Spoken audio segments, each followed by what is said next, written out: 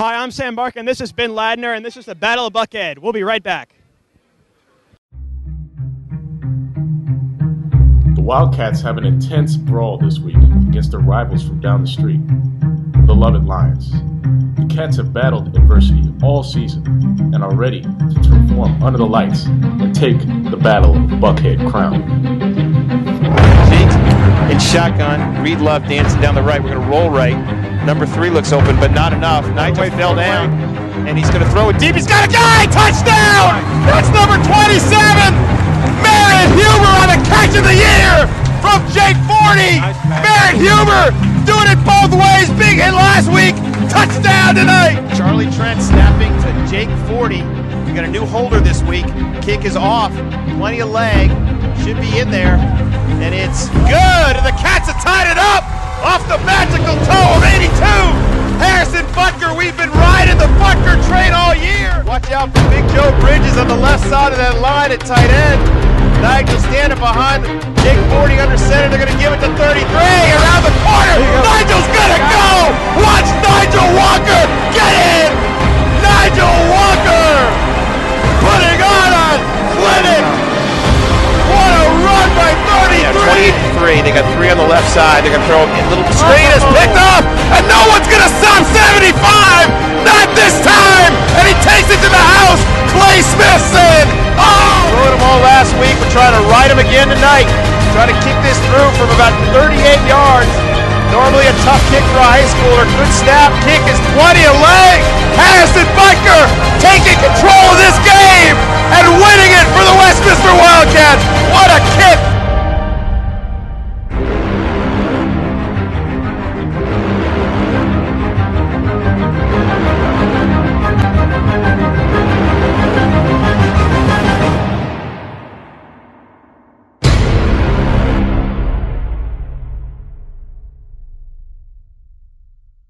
I'm Jerry Romberg, head football coach of the Westminster Wildcats, and you're watching WCAT.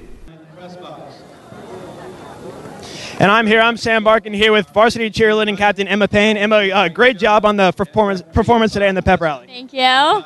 Okay, so we all see you on the track cheering every game. What goes on during the week to help you prepare for the game? Just your practices, what you do before the game on Fridays. How does that go down? Okay, well, during the week, basically we learn the dances and we practice them over and over and over again until we know everything perfectly. We stunt, we dance until we get it perfect. But it's actually really fun. And then before the game, every Friday we have a pregame at someone's house, and basically we nap and eat and just get pumped up for the game. Okay. You have those pink pom-poms there, and they have a special reason for tonight, don't they? Yes. Okay, so last year the Lovett game was during October, during Breast Cancer Awareness Month. So we got these to promote that, and then the Lovett game was during October, so it became a tradition that we use them, and so we're just using them again this year. Awesome. So you've been working for the past 2 weeks with the Lovett cheerleaders in order to come with a special dance that you do every year at halftime. How have the Cheercats adapted to the different styles, routines that the Lovetts had? That they've been taught different. Obviously, they don't have Miss Palmgren as a coach. So has it been hard? Has it been easy? How's it been? It was kind of hard at first just because their dance moves are a little different than ours, but we picked it up, and it's been really, really fun working with them. They're a really good group of girls, and it's just really fun and a good experience. Awesome. So last year you were a member of the cheerleading squad, but you weren't the captain or anything. You were just a member. But this year you've been a captain. How has the change been? Has it been hard? Has it been difficult? Do you love leading the Cats? How has that been? I do love it. It's actually a lot of hard work making all the dances and everything, but we have senior leadership from everyone, and Caroline is an awesome captain too, and it's really fun. It's a good transition. Awesome. Well, we're going to go to an interview with Gordon Beckham of the class of 2005, who's the Chicago White Sox second baseman who caught up with Jack Schlafly earlier today.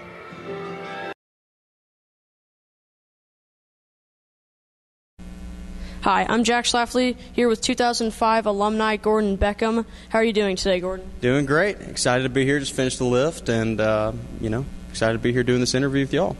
So today is the Battle of Buckhead game, Lovett and Westminster. You've experienced this yourself, being an all-state player, junior and senior year. What is it like in this situation? It's definitely a lot of fun. I mean, there's a lot of good players on both teams, and you go out there and you really want to represent your school well, and obviously there's a lot on the line. There's just a lot of people that really love this game. You know, people that don't even go to Westminster and Lovett games all year will go to this game because it means a lot to a lot of different families around this area. So definitely a lot of emotion. The team that usually can check that emotion and just play physical but play the right way will usually win this game. I mean, you got to just keep your emotions in check because that's usually the way it goes. After high school here at Westminster, you went on to play college baseball at Georgia. You won the 2006 College World Series and led the NCAA in home runs in 2008. What was it like playing at Georgia?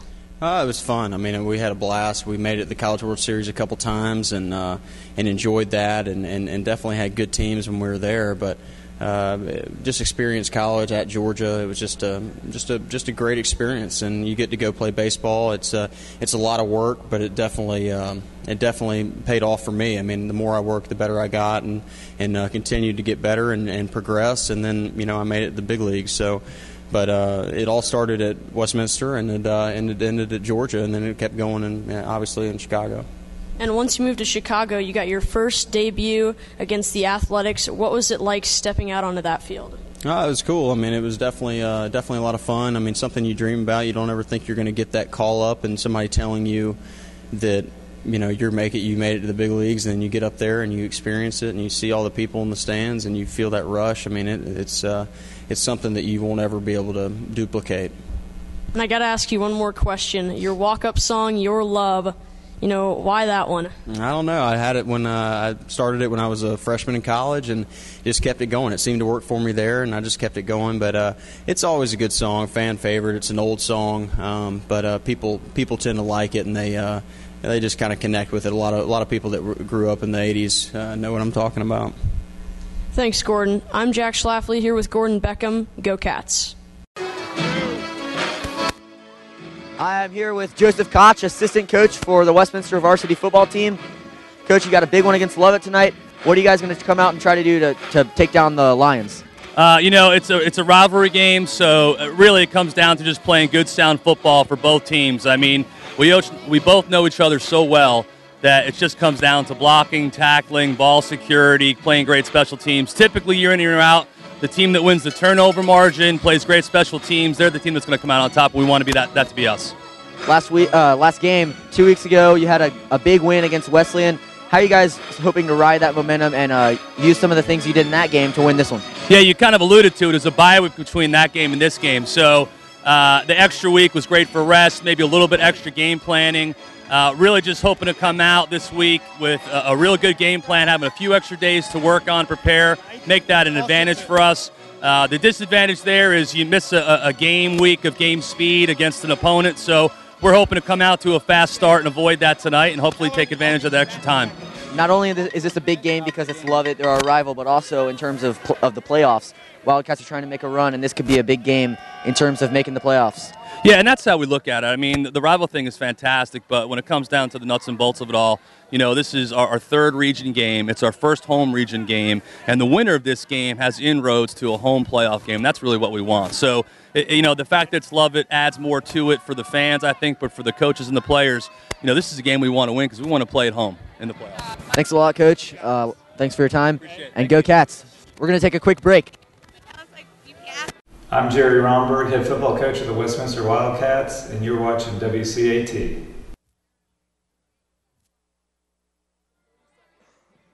Okay, so I'm here back with Ben Ladner. We just did a great interview right there. So in last game for Westminster, they had a great job. We didn't play last week. We had a bye, but 2 weeks ago we played Wesleyan and we had a resounding victory, 42-17, improving our record to 3-4. And it was Coach Romberg's 150th win as a Westminster coach. So that really was spectacular. Yeah, last week was our best game of the year by far. You mentioned Jake Forty had 2 touchdown runs. We had Cameron Stewart and Cole Haverty with a touchdown run each. Clay Smith had a pick 6, so obviously the defense is playing well. Conrad Cornell had a touchdown catch from Hunter Davis in the fourth quarter, so you get those backups in the game. Just a really great job of Westminster just playing some sound football, as Coach Koch mentioned, and getting that win. Hopefully they can do the same thing tonight. Absolutely. Now we're going to go to Sam Pastor, our very own Sam Pastor, with volleyball players Mason Rooney and Ellie Hartman. Hi, this is Sam Pastor with WCAT, and I'm here with Mason Rooney and Ellie Hartman of the Westminster Wildcat volleyball team, now in the state championship. And you want to tell us a little bit about that game, Mason? We play tomorrow at Marietta High School at 1:30, so everyone should come out. We're playing Lovett. At 1:30, we're so excited. Please come out and support your Wildcats. It's a big rivalry. We love your support. And we remember the last game. We won 26-24, and I believe it was 31-29 of the last one. How does that factor into this game? Well, if we go out there and everyone plays their best, I think we'll be fine. Yeah, Lovett's definitely very tough competition, but I think we can take care of them if we're all playing our game. How has Coach Braden prepared you guys for this state championship game? Really, really well. We've been practicing hard the past week. I think we're ready. Yeah, we put in a lot of hours, and we're really excited. 1 point at a time. We're all really excited, and thank you very much. This is Sam Pass with... Well, we're going to take a quick break for the national anthem.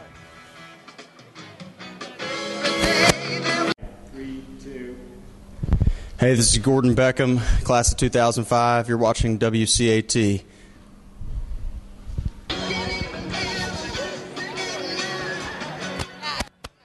All a team effort. It was a team effort.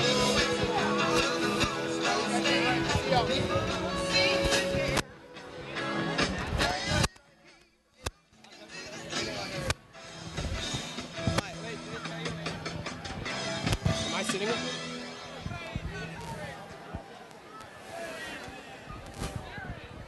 Okay, so we're back here. We're going to talk about the history in today's game. Recently, it seems like no matter how the season has gone, Westminster has always had Lovett's number in these games. They're 3-0 in the past 3 games. And as they've had strong teams, the 2010 team was extremely strong, or the 2009 season, 2010 graduating class was extremely strong. We had a great, we have found a way to get a victory. So in recap, in the 2009 game, Sam, you can explain that one for us. Yeah, the 2009 game led by Andrew Bridges, now Vanderbilt left tackle, who handled Jadavian Clowney very well in the South Carolina Vanderbilt game, with Jonathan Tanner, Dallas Joyner, and Ralph and John Egan, when we won that game 21-6. And so we played a very good game there, Sam. Absolutely. And then in the 2010 game, which is the senior years of players such as William Lingenfelter, Ralph David Matthew IV, Jack Kidd, Dallas Joyner, John Egan. The Cats won 37-14 in a blowout, spoiling Zach Bowden, who's the now Harvard running back and former star Lovett running back, which spoiled his senior chance at victory, and that was fantastic. Now, last year, Sam, there was a great game. You were there. I was there. It was quite a contest. Yeah, it was very rainy, and they had a starting quarterback as a freshman. Now, Willie Candler was the starter, and it was led by the seniors Sam Jowers, Austin Joel, Matt, and Danny Caton. Oh, well, we're going to go to the national anthem right now, and we will be right back. Coaches, fans, alumni, certainly a warm welcome to all Wildcats. Beautiful night. We're going to have the national anthem in just about 3 or 4 minutes, and the invocation.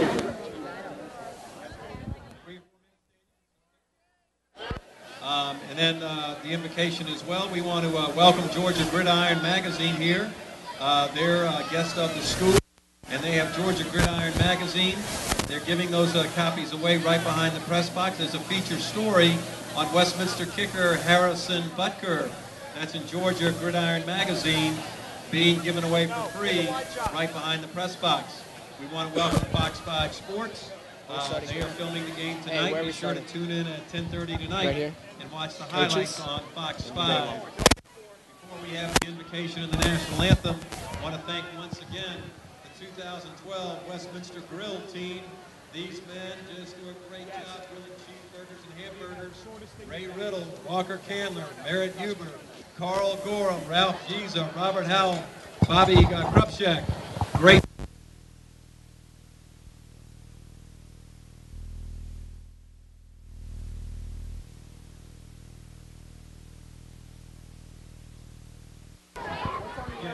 Great night of football. Welcome to fans of both Lovett and Westminster. We'll be back with you in just a moment with the national anthem. Before that, in preparation for the halftime announcement, we're going to see the Wildcat and the Lion go at it. So let's watch that right now, edited by Nathaniel Gibson. Singers ready?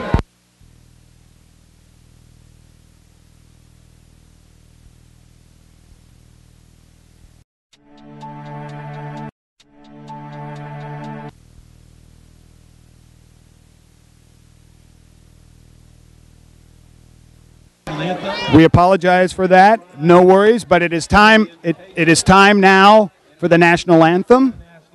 Which this evening will be sung by the men's and women's a cappella from Westminster. And now the invocation. Let us pray.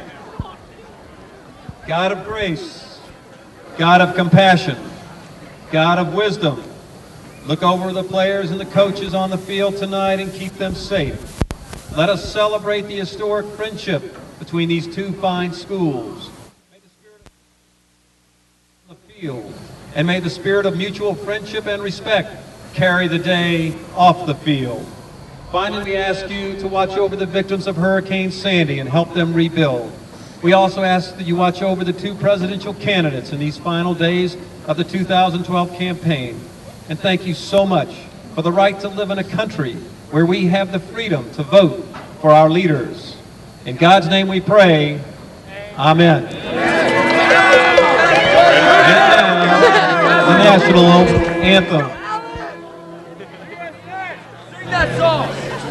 Oh, say, can you see by the dawn's early light what so proudly we hailed at the twilight's last gleaming, whose broad stripes and bright stars through the perilous fight o'er the ramparts we watched were so gallantly streaming, and the rockets were clear, the bombs bursting in air, gave proof through the night that our flag was still there. Oh, say does that star-spangled banner yet wave o'er the land of the free and the home of the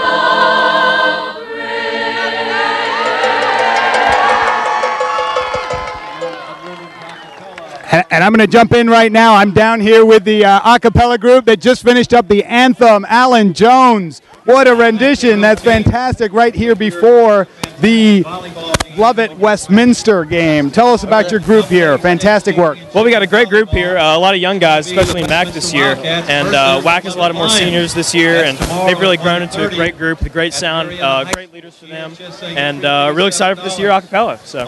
Outstanding. We're looking forward to a lot more great renditions just like that one, Alan. Thank you so much. Appreciate it. All right, we're going to send it over to Sam Barkin right now and Ben Ladner. Thanks, Daniel. Now we're going to talk about the coaches real quick. On the Lovett side, Mike Muschamp is the coach. He's got a record of 73-28. He is actually the brother of Will Muschamp.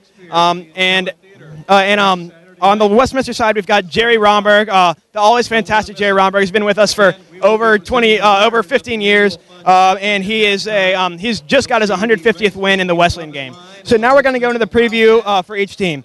Ben, the Lovett squad, they're 4-4 this year, and the last game they beat Wesleyan 24-21. Well, yeah, they also played Wesleyan in their last game, just like Westminster. Westminster won by a bigger margin, but you can't take that into play today. You know, you just gotta play Lovett as Lovett, not as how they fared against Wesleyan. Right, you are. And then the key players for Lovett, number 7, he's the quarterback. He is a sophomore. He did start last year because of injuries, but Willie Candler, that's his name. And he's a full-time starter, more of a runner than a passer, but a great quarterback nonetheless. Grant Haley, number 10, he's a junior. He is a running back and he's a corner, an outstanding player on the Lovett squad. He is a four-sport athlete at Lovett, all 4 varsity sports. It's really fantastic. And he's gotten a lot of interest from colleges, hasn't he been? Yeah, well, he has an offer from Florida, South Carolina, North Carolina, a lot of big-name schools. So obviously a great player. Westminster needs to do a good job of shutting him down. He plays on both sides of the ball. So maybe if Westminster can just kind of wear them down tonight, they'll be able to do a good job, because the athleticism of Grant Haley does not need to affect Westminster tonight. Well, we're going to take a quick break, and we'll be right back.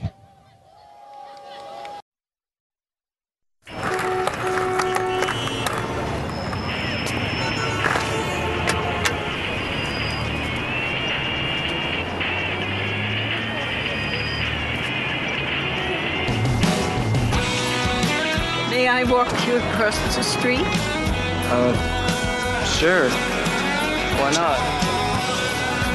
Thanks. You're welcome.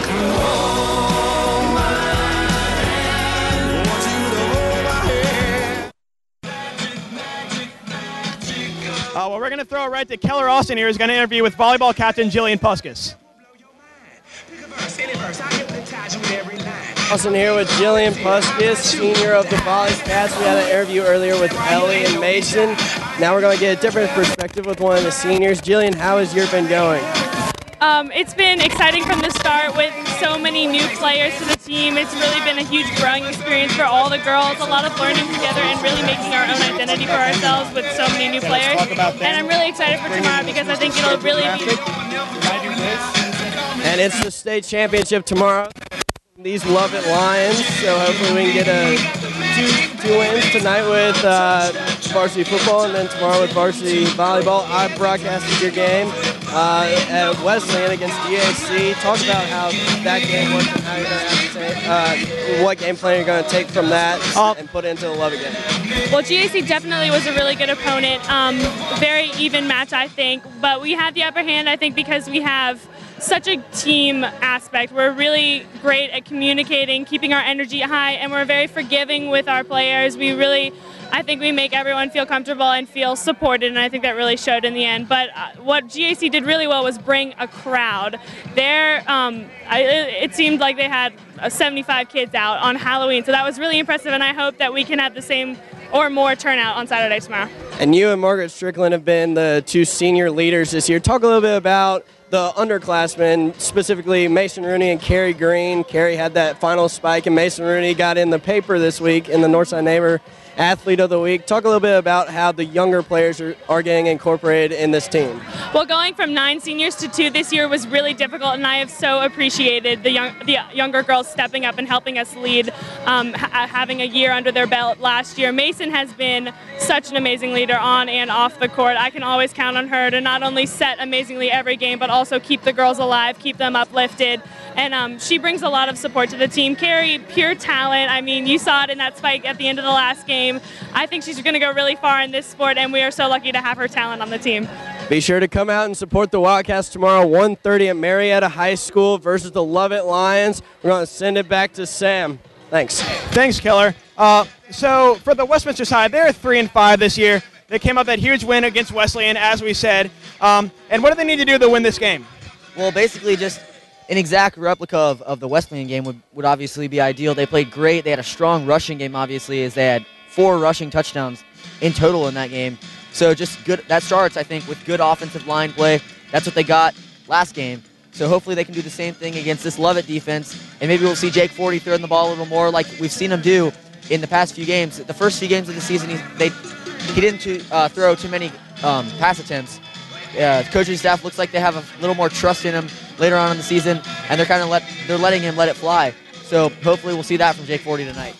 Well, Westminster has 2 very key players returning from injury. We've got Big Sam Small, number 55.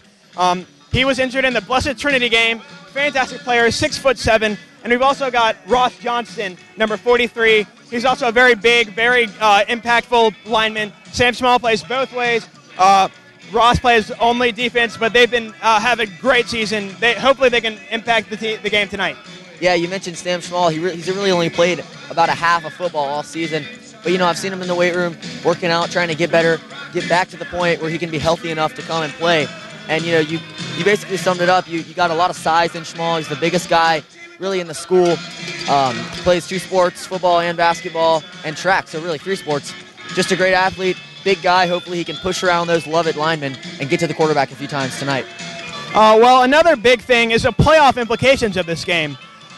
Westminster is 1 game behind Lovett and GAC for first place in the region. And this is the biggest game so far for Westminster because they really do need a win here if they want to get a higher seed and face easier competition in the playoffs.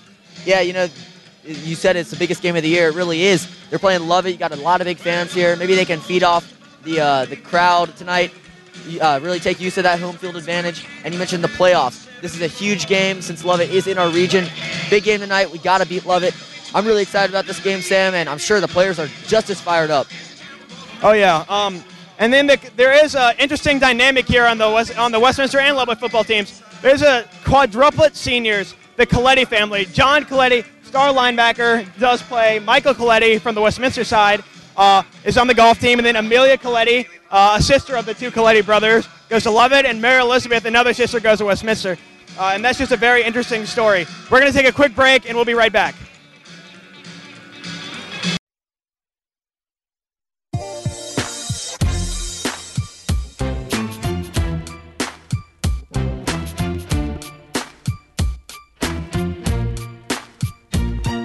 What's wrong with the world, mama? People living like they ain't got no mamas. I think the whole world's addicted to the drama, only attracted to things that'll bring the trauma. Yeah, madness is what you demonstrate, and that's exactly how anger works and operates. Man, you gotta have love just to set it straight. Take control of your mind and meditate. Let your soul gravitate to the love, y'all. People killing, people dying, children hurt and you hear them crying. When you practice what you preach, but you turn the other Ma'am, cheek.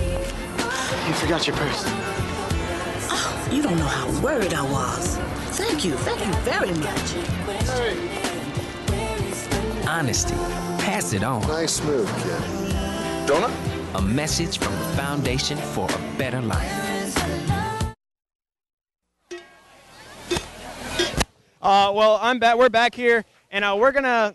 So another thing that we need to talk about is obviously follow us on Twitter at Westminster WCAT and like us on Facebook at Westminster WCAT. You can watch us live now on our mobile device as well as the computer, or just come down to Westminster if you're not here already and catch the game. So Ben, we talked about with Coach Koch and about tonight's game. What did you take away from that conversation? Well, it seems like Coach Koch is very focused on the playoffs, and so are his guys. He mentioned that he's in his opinion, it's to the fans. It's just the big Lovett game. You know, that's the big story. But to the players, to the coaches, to us, it's really about playoffs, and that's what the focus has been on all season. Coach Romberg, obviously really wants to make it to the playoffs, as does every team. So hopefully Westminster can make it to the playoffs, make a good run, and hopefully win a state championship. That's what I'm hoping for too, Ben. So you also play basketball. You're an avid basketball player. Tryouts have started, I know. How have those gone so far, and how is the team looking to be shaking up this year? Oh, well, we actually just finished tryouts today. I made the JV team, and so we got a deep program this year. Our 9th grade JV and varsity teams should all be pretty solid squads. We got a really deep program. The coaches think so. So we should have a pretty successful season. And also, when the football players get back that also play basketball, we should be pretty good. So we're going to send it over to Jack Schlafly. Thanks, guys. A lot has been going on here at Westminster lately. Cross country, both boys and girls were region champs. They'll be moving on. And volleyball, they're going to the state championship tomorrow. Make sure you go out there and cheer them on. It's going to be a great game. And, right now, just a lot of good things happening for the Westminster Wildcats. Thanks, Jack. Well, for me, for Ben Ladner, I'm Sid Barkin. We're going to send it out to Mr. Bill McGann for tonight's call. Have a great game, Cats. All right, great job, Sam Barkin and Ben Ladner and Jack Schlafly. All-star team at WCAT announcers here, and I'm here with J. Paul Meyer up here at midfield getting ready for the Battle of Buckhead. J. Paul, couldn't be any bigger than this. Absolutely. I mean, we got quite the crowd, definitely the biggest we've seen all year. Out here to root on the Cats. We've got some returning seniors. Sydney Lassiter's right in front of us. We've got a bunch of fans out here on the Lovett and Westminster side. Looks like we've outnumbered them just a little bit. Dignitaries all over. Parents getting here early, putting those green folded seats out to reserve their place, and blankets are out tonight. We've got a packed stand already on the home side, and I'm sure the visitor side will be packed as well. You see the parents for the Westminster Wildcats lining up in that tunnel that they make right by the entranceway. They're out to the flag, and they run by the monuments of all the esteemed Westminster alums and coaches who have come before them. This is really a tradition-filled rivalry. Westminster is a team that has played Lovett more than any other team in the state, and Lovett and our rivalry with Lovett is equally deep. We're the third most. Lovett is the third biggest rival behind Pius and Marist for the Westminster Wildcats. We played them 24 times, beaten them 16, and lost 8. Coming into this game, as we talked about, J. Paul, Greater Atlanta Christian 2-0. Lovett 2-0, Westminster 1-1, Wesleyan 1-2. With regards to region. Yep, and Hapeville Charter 0-3 in this region. So the winner of this game will have one. Hopefully, if the Cats do it, we'll be 2-1, and Lovett will be 2-1. And so if we went out, we've got Hapeville Charter, and Lovett's got GAC. The tiebreaker goes to us, and we will end up with the number 2 seed in the region. That means that we'll have a home playoff game because there are 4 teams coming from the 6AA region to the state of Georgia. So the 1 and 2 seeds in the state go into the playoffs and get a home game, and then we'll end up with a second round game, which is much easier. So if you end up with the if you end up with the 3rd or the 4th seed, you're in deep trouble coming out of 6AA because Calhoun is on the radar screen. All right, we're going to take a quick break and show you a quick video of the Westminster Lovett Annual Fun Challenge.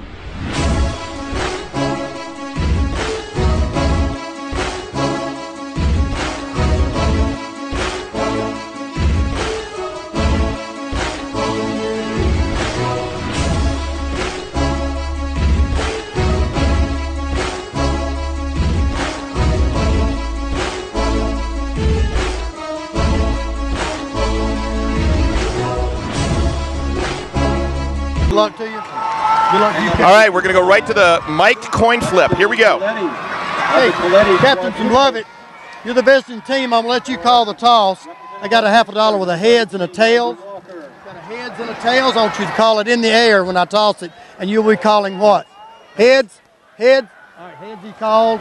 Number 53, and it Reed is Love. tails. Westminster's won the toss. You want to defer, correct? Number 79, Reed Westminster won the toss. And number 75, Clay Smith. You want the football. You want to kick from the scoreboard this way, correct? Put your backs to the scoreboard. Turn and face them. They flip the coin. We'll give you the results in just a Lovett second. will receive. Shake hands, gentlemen. Good luck to you. We got 50 seconds. That's an excellent job by Jack Schlafly out there at midfield, miking the coin flip. Unbelievable WCAT behind the scenes, and Jack Schlafly out there on the field with captains Nigel Walker, Reed Love, and Clay Smith and Reed Namnoon, and they're running back to their very excited teammates over there behind the family style banner. And J. Paul Meyer, the Cats starting right, winning the coin flip. Absolutely, they deferred to the second half. Always a great strategy, Coach. Coach always, likes to get his defense on that field and see what we can do. We're joined by the esteemed Chuck Easley, always a late arrival. Never likes to come in on time because Chuck likes to have that entrance, and he certainly had it here tonight. This is a packed stadium. We've got Dallas Joyner listening from way out west, and we want to do a shout out to Dallas. He's a huge WCAT fan. He's a legend here at Westminster, and he has put his share of licks on the Lovett Lions over the years, J. Paul. Absolutely. I mean, he's been a phenomenal leader in the past years. It's incredible to see a couple of new guys step up, take that defensive leadership that he left. What a tradition left by Dallas Joyner in the capable hands of these Wildcats. And Natalie Newton also watching from UVA. Give a shout out to her. Natalie, and let's see, we've got Liz Constantine here, formerly Liz Gray. She's a graduate think she's here tonight, but she deserves a shout out. Cats again coming into this record game with a record of 4. Excuse me, Lovett coming in at 4-4. Cats coming in 1-1 in the region. It's all about the region here. It's all it's about. It's about winning this game and positioning ourselves going into Hapeville Charter to win that game hopefully, and then end up, J. Paul, with a home game on the first round of those playoffs. Right, and it's really important to get that win over Hapeville Charter if we can pull that off, because that's also a region game, just as we are with Lovett. We've got the kickoff team taking the field. The Cats won the toss, elected to defer till the second half, get that defense on the field. And just to give you a quick preview of some of the Lions' key players, you've got head coach Mike Musham, as well as Grant Haley, who we've talked about a lot in the pregame show. And looks from colleges, a big rusher, and even thrower for the Cats. We've got John Coletti, one of the Coletti quadruplets, 2 at Lovett, 2 at Westminster, so a house divided there, as well as Luke Hart and Willie Candler. So we've got our own man Neeli Sarda getting us some live stats, so we'll be talking to you about those. And here we go. Harrison Butker, all-world kicker, ready to kick it off from our 40. Expect this to go 2.5 miles. That's my prediction. It's kicked, it's up, it's gone, and it's into the end zone, and the Lions are going to watch it, so they'll have first and 10 at their own 20. And the Cats are fired up here tonight, Chuck Easley. Absolutely. It's a big game. It's for bragging rights. It's also for positioning relative to the playoffs, and it's a nice way to pick up and finish out the season with the last 2 games. All right, expect the Lions to come out in that spread offense. They do everything out of the gun.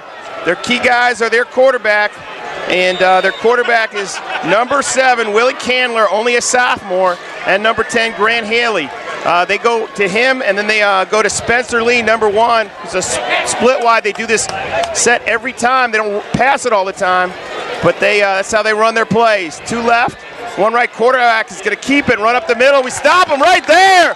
That's number, who's that? 34 on that tackle for the Cats, I believe. And 75. Sam Allen, a big Clay Smith in on that, and that's a good sign early, Chuck. That's a very good sign. They read it better than the quarterback actually read it. They were sitting there waiting on him to pull it out and made a nice wrap-up tackle. He sticks it in the gut of that running back, reading that end, Chuck, and then he makes the decision on what he's going to do. That time, as you said, we read it better than he did.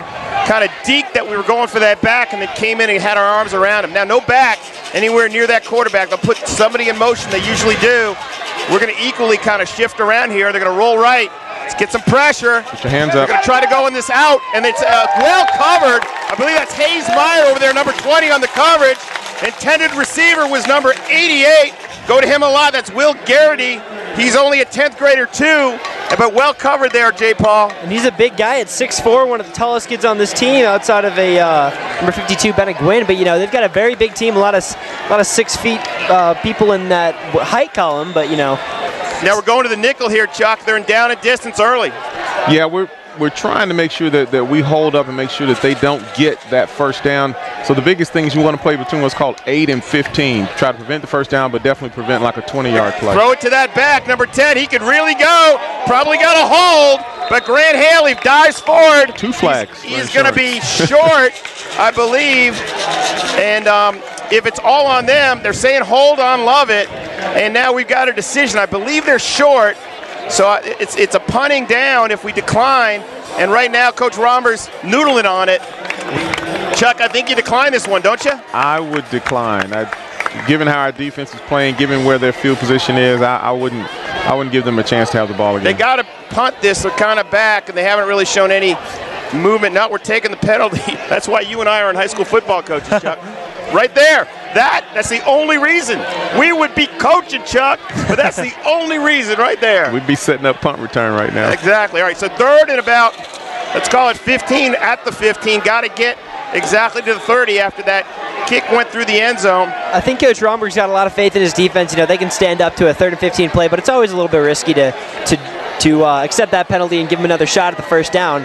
But you can play it either way. Yep, and listen, they've got an explosive offense, but they don't have the greatest punter in the world. And knowing our kicker, you want to put him in that. They're going to go a little flat pattern, and we come up and get him! And that's why Coach Romberg is Coach Romberg, Chuck Easley. We've got a flag down on the field. Procedure on that one, and that's wonderful. One maybe we don't take, Chuck. Well, we'll see. I mean, maybe we want to have them punt out the end zone.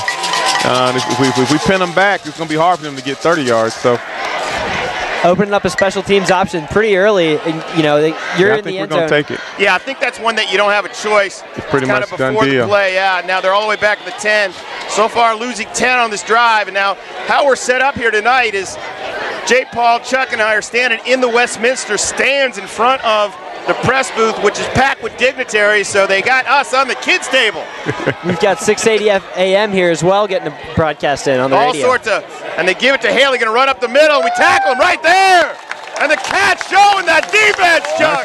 Nice hold. Very good job. A net -5 on that drive, and the Cats stop him, Jay Paul. What a great sequence for the Wildcats. And that's 5 offensive plays on that drive, and they lost a net of 5 yards. So not a bad outing on the first couple of downs for the Cats. Great play by that Westminster defense. Cole Haverty back to receive the punt, standing near midfield. Punter standing at his own goal line. Going to be great field position. Nice snap. Kick is off. It's low. This could be a Cole's big going to return. catch it. Let's see what Cole can do. Go. Get behind Cole, him. Go. He's got 2 guys to beat. Oh, he's got his jersey held, and he gets to the 45. But what a great play by Cole Haverty, just receiving that pass. Absolutely. Excuse me, that kick there, Jay Paul. And because if he doesn't, it rolls. And now we got 1st and 10 in their territory. Absolutely. That was a pretty low kick. Cole had a nice little cushion to take off with it. He had a big lane to the left, but he had more blockers to the right, so he made a good decision, went to the right, got about 8 yards on the play, and the Cats will take over past midfield in Lovett territory, which is huge for field position. And what an environment here tonight, Chuck. It's packed all over the place. Oh, it is. It is, absolutely. Cars packed all the way around the baseball field. Got to walk from the Steak and Shake. And Jake 40 in under center. Going to fake it to Nigel. There he is. He's going to look to hit his guy on the flats. That's number 42. Safe pass, run out of bounds. Catch and pass. That was to Luke Johnson. And enough to get about 7 yards there. Nice first down play, Jay Paul. Luke Johnson knows how to lay a hit on people, too. I've been playing with him until 9th grade. I mean, he's a big guy. It's a great decision by Jake 40, picking up a good 6 yards, 2nd and 4. You've got an option to go deep on it and try to convert on 3rd down. You got a lot of options here. And you know I love 2nd and short, Chuck. Love it. This is true. You prefer that. Almost in field goal range. Going to put Cameron in motion. Jake 40 going to look for the gun. Nice snap. Going to hand it off this time to Nigel. Stopped up right at the line.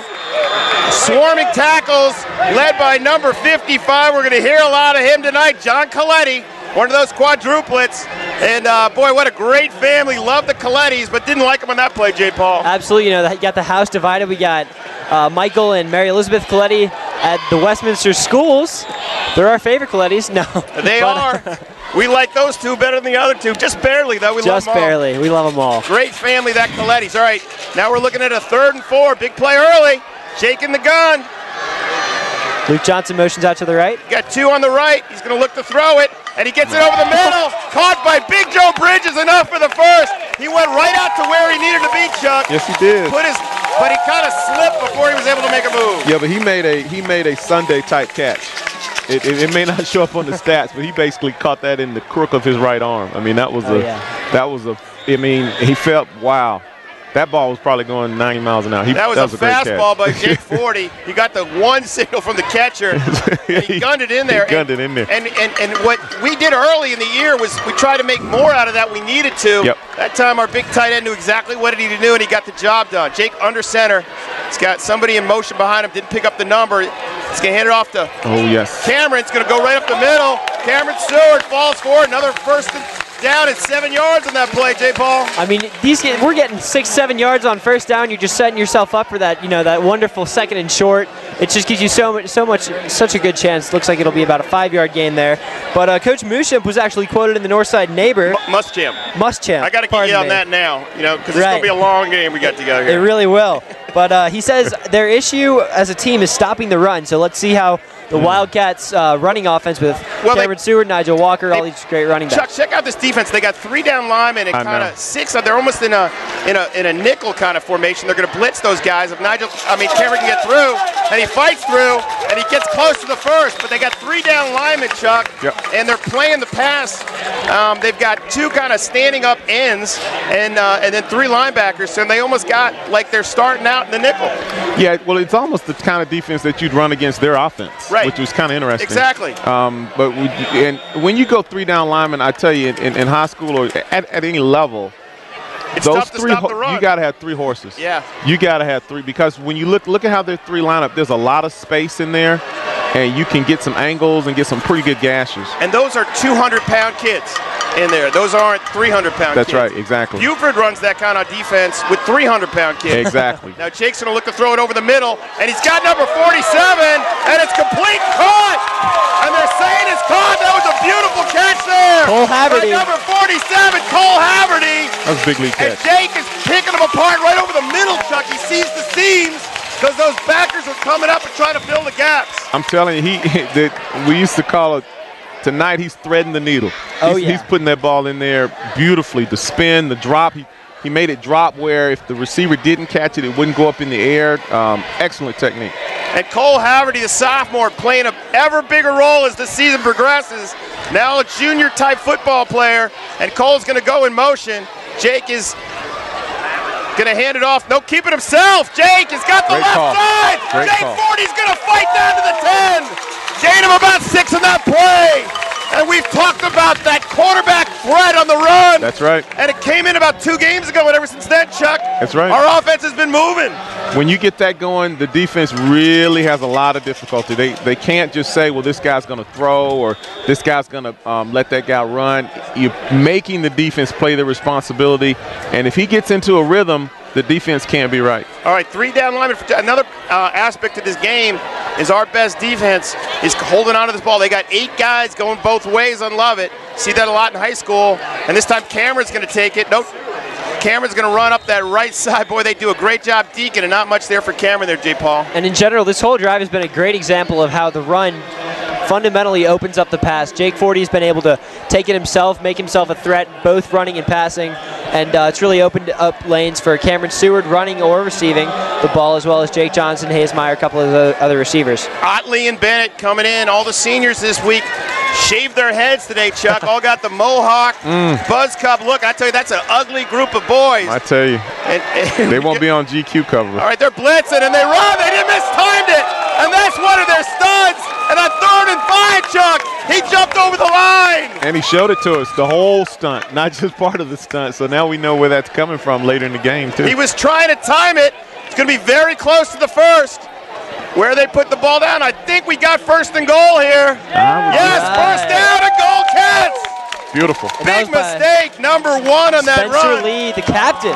He is one of their go-to guys that try to make a football play, and that's what you see, Chuck, in high school when you get a kid and you're kind of dripping them to death, drip, drip, drip, and they're just trying to make a big play there. Well, especially in a game like this, the first quarter is played on pure emotion. I mean, just the adrenaline out there is just phenomenal, and so you tend to make mistakes like that. Full house. This is as many backs as we get back there. This is true. Got to run it to Cameron. I'll bet a life on it. We do. Cameron around that left side, fighting.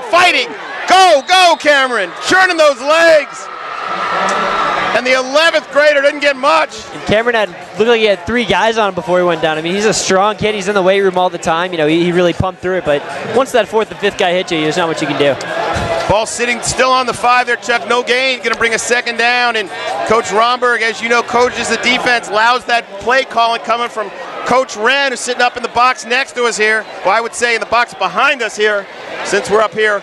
Same formation on the left hash this time. They're right for play action. And this time Jake's going to go out to the right. He's going to try to get it to Otley. Now Jake's going to turn it and go back left. He's got it. Jake out front of Jake. And he breaks over, guys.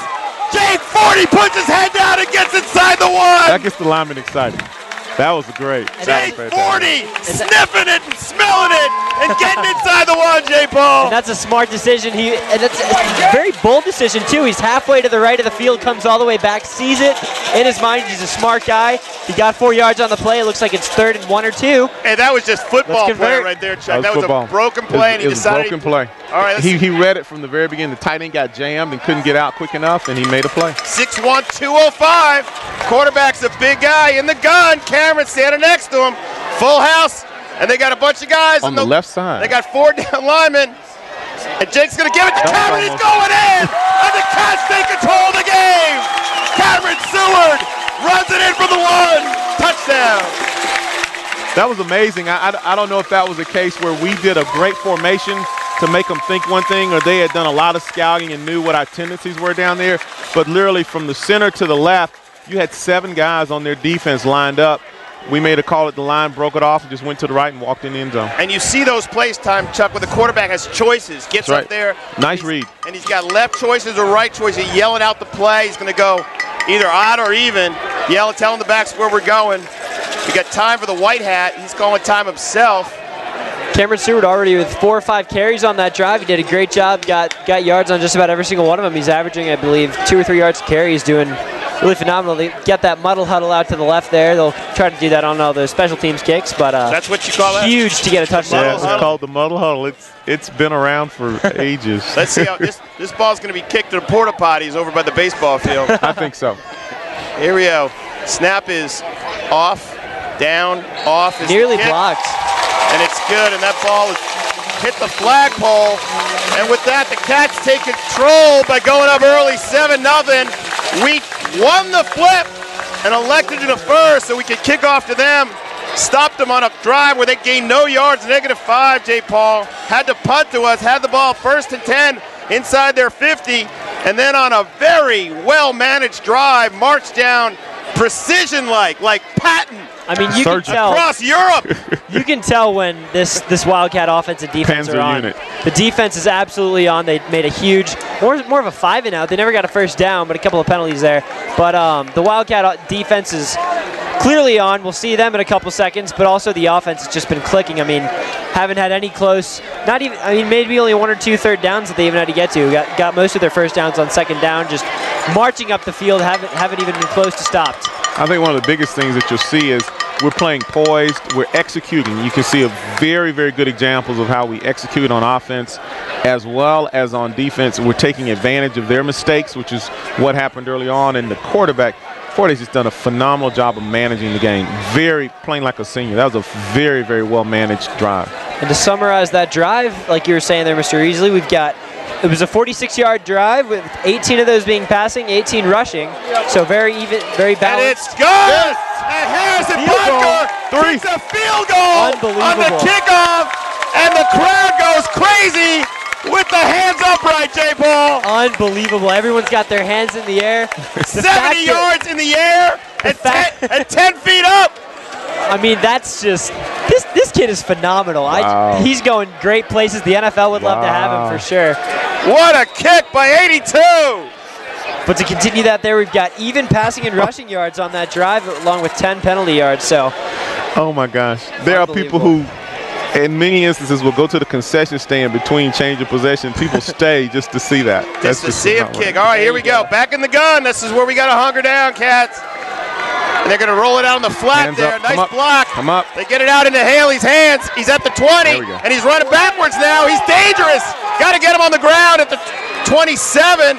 Boy, my heart starts pumping every time he cuts back there, Chuck. This kid is an athlete. He's offered all over the place, and he's always a threat to break loose. Yeah, he made about 4 people miss on that particular play. We made him run the bubble, jam the guy who's trying to block for him. He's got good wiggle in his moves, but we were able to corral him. We're going to have to make sure that the 2nd, 3rd, and 4th guy keep coming full speed. Do not think that one guy's just going to bring him down, even though it looks like it. We have to pursue. And most of their plays are, put him out to his side and make something happen. We just got to make sure he's not making anything happen. We shut him down, shut down Willie Candler. We've got the game. Willie Candler in the gun. 2 backs standing next to him. He is going to hand it off to one of them. That's number 25 trying to make the corner. And he does get it for the first. That was Tyler Shiflett, the 11th grader, 5'11", 166. Gained enough to get the first and move the chains. Willie Favor in the right side, the Lovett's right side. They've put a bunch of their plays to the right. It's kind of interesting to see. Maybe pressuring, they think there's a weaker side in the defense. But other than that, I mean, Nigel Walker's done a great job of taking a block and then getting off of it, making the running back think that he's blocked. Yeah, and we got a big number 17, Jake Johnson, who's been our shutdown island corner all year, Chuck. Yeah. And he's out on their side, and it's a compliment to that 11th grader. Now quarterback's gonna keep it. It's got a huge gap right up the middle, and our safety, Hayes Meyer, able to finally corral Willie Candler. Boy, that gap open, could have drove a truck through it. Candler drove right through it there, J. Paul. Absolutely. Willie Candler's got some speed on him. He was a running back at Little League and NYO. I remember he was on my team. He did a great job of it, but he knows how to run. We've also got an interview coming up later at the end of the first quarter by Daniel Searle with Kamal Brown. So we're looking forward to that. Looking forward to that a lot. So Lovett now out near midfield at their own 48. And you see Coach Romberg signaling in the defense. Lovett's got it going a little bit here, Chuck. You got to take an offense like this. You got to get them out, just like Wesleyan last week. You got to stop them early. You do. Or they get their mojo going. First time quarterback in under center. Got to stop that mojo. Yeah, Candler's got 2 tight ends. No puts mojo. One back, and we've got... There goes the mojo. We've got a flag down on the field. Motion again. 2 guys moving. Too much time. All right. Too much time. Love it. And this is what you need. You get them into down and distance. Absolutely. And then you can kind of get your defense back there to match their offense. But if you get them in, if they keep getting us into 2nd and 3 or something like that, we're going to be toast tonight. Yeah, what they'll do is they'll make the defense kind of play back on the heels. In this instance, we've got 1st and 15. The challenge is we've done a decent job. There was one play that was about 5 yards that they got the first down. They had the long gash up the middle. Again, a defensive coach's nightmare is you want to minimize what's called long plays, which is anything over 20 yards. So they've got one, and that gave them a pretty good field position. So we need to get it back on this play. Other way, quarterback's going to keep it. He's looking to throw it on the flats. He's got somebody who dragged behind him, and he gets about 10 on the play. That was out to Craig Rollins. Pass again by Willie Candler. What they did, took that left receiver, sent him deep, had the end kind of drag across, and then for the tight end from the other side, Chuck, came across behind him, and as those guys kind of ran to cover the 2 obvious receivers, they tucked in a guy behind him. It's called a delay drag, and basically what happened was we lost him. We completely lost him. We were looking at guys that were initially in that side of the field. He came in late. He was wide open. So we got to be careful of that. That's where our backside safety has to be looking, because you can't look at the quarterback too much because they like to run plays like that. They are very tricky. Hayes Meyer now coming over here on our sideline to play deep. We've got one safety, and he's playing on our hash. And this time they're going to run it right up the middle. Not much there. So with 45 seconds to go here in the first, they run 1st and 10 right up the gut and gain maybe 1 to the 40. They're marching. They've gone from the 20 to our 40. That's 40 yards of field position, J. Paul. Do that because the 50's in the middle. It's hard to do the carry the one deal. Yeah, it's more. It's about I believe that's 50 yards. But other than that, just a quick correction. That was Will Garrity on that big pass downfield. He's the big 6'4". Wide receiver out to the left. He did that's a big play, get a little momentum. But I think the Wildcats can handle him. All right, they got tight ends. I think they got 2 extra linemen on that right side. 10 seconds left. And we got timeout. Cats, I think, right? Yep. Timeout Cats. So we saw something there, Chuck, that we didn't like. I think they called us for illegal substitution. Yeah, there's a flag down on the field there, all right? Okay. So on the defense, very unusual to see that. Yeah, they got to talk about it, because sometimes when there's sort of a balance of when an offense substitutes what the defense has an opportunity to do up through the college level. So, well, they conference, so that's good. So, yeah, they've called that on the Wildcats. That'll be 5 yards. So as long as they talk about it. Second down. Well, I don't like it. As long as they talk about it, come to the right decision in our favor. A little home cooking would be nice. Yeah, I completely admit that I'm not impartial over here. No, they usually get it right, and they've got, there's some games where you get referees which are learning the game, particularly at the junior high school level and JV level, and then you get some games where you'll get the A-plus team games like this, rivalry games later in the year, where these guys have worked together, I'm sure, as a team for quite some time. That guy in midfield with the white hat looks quite confident in the way he's carrying himself out there. Yeah, he knows what he's doing. You can tell. I feel like we're in good hands here, Chuck. Right. Well, and that's important for a game like this, because you have a lot of emotion, you have a lot of things on the fringe, so the officials have to manage the game as well. And the type of offense that Lovett runs is a lot of motion, there's a lot of back and forth. That forces us to make a lot of shifts too. So it's a very challenging game for an official to referee. Right, and when you look at the roster, you see a bunch of 12s in that year column. You've got it's a very old group. There are a lot of returning players for Lovett, so a lot of fresh guys. And that's going to be. They called it flag. We moved, we jumped. And I don't know. On the defense. Yeah, they called it on us. I don't know if we got too far in there. Yep. We're allowed to move, but we're not allowed to I don't know if go across that line. Yeah. And that's really rough, considering that'll give them the first down, and they'll two 5-yard penalties in a row. Right, borderline on our almost in the red zone there. We gotta make a big stop here and hopefully hold them to a potentially missable field goal. Absolutely. This is. Yep. We need at least one play for loss right now. Yep. So all right. across the next 3, one of them has to be for loss. Right. Lots of dignity. Scoot Diamond here. Gary Jones here. Every teacher in the school here. They're going to hand it off to Haley going around that left side. And he dives forward, gets to about the 26.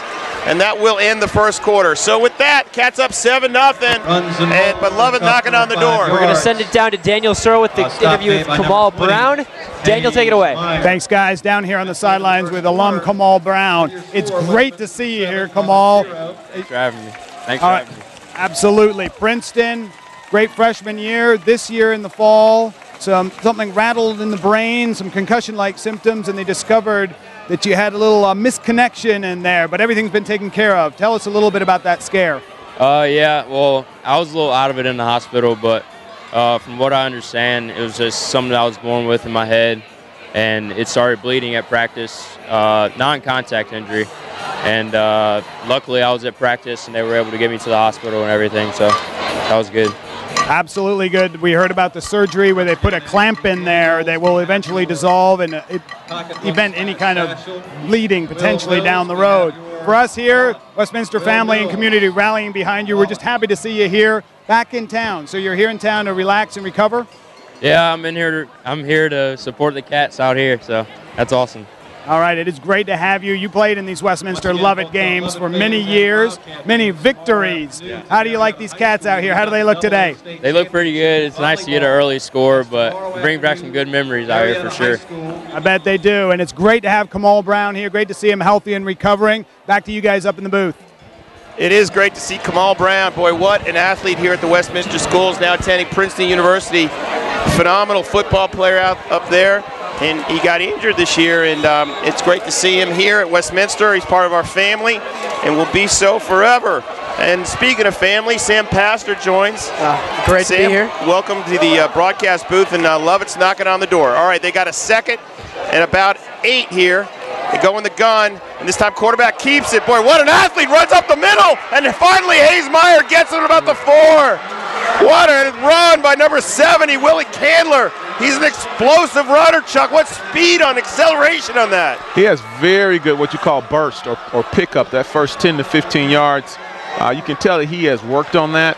One of the biggest things is that he's doing now is he's getting a feel for the read. Early on, we were reading it better than him.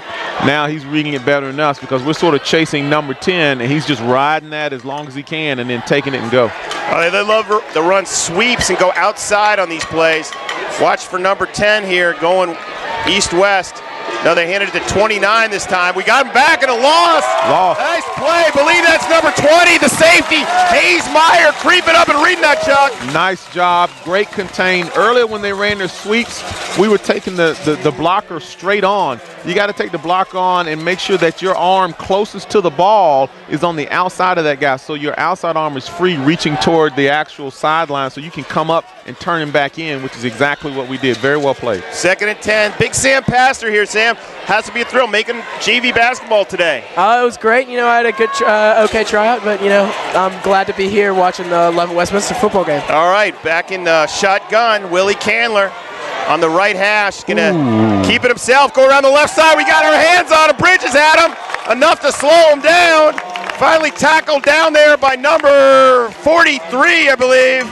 Do I have my numbers right? Ross Johnson corralled him after Joe Bridges got his mitts on there, Chuck, bringing down a big 3rd down play here early in this game. Yeah, we held very well on that. There was a little bit of motion in their backfield where number 10 was going toward the line of scrimmage. I guess the ref felt it was an in-between thing, but it gave them a little bit more momentum, and it threw one of our reads off, but we came off of it very well. Good job. All right, 3rd down and 9, 3rd and goal from the 9. Ball sitting on the 9. Big play. Huge play. They got one split left, one right, one back behind them. They got a tight end on the right side. We got this. Taylor's going to run up the middle. We got it. Off. And boy, they ran it right up the gut with a fullback, Chuck. Interesting call. We read it. Going to bring out a 4th down. So they're going to bring on their kicker now. Their kicker has been 2 guys this year. It's been Grant Haley.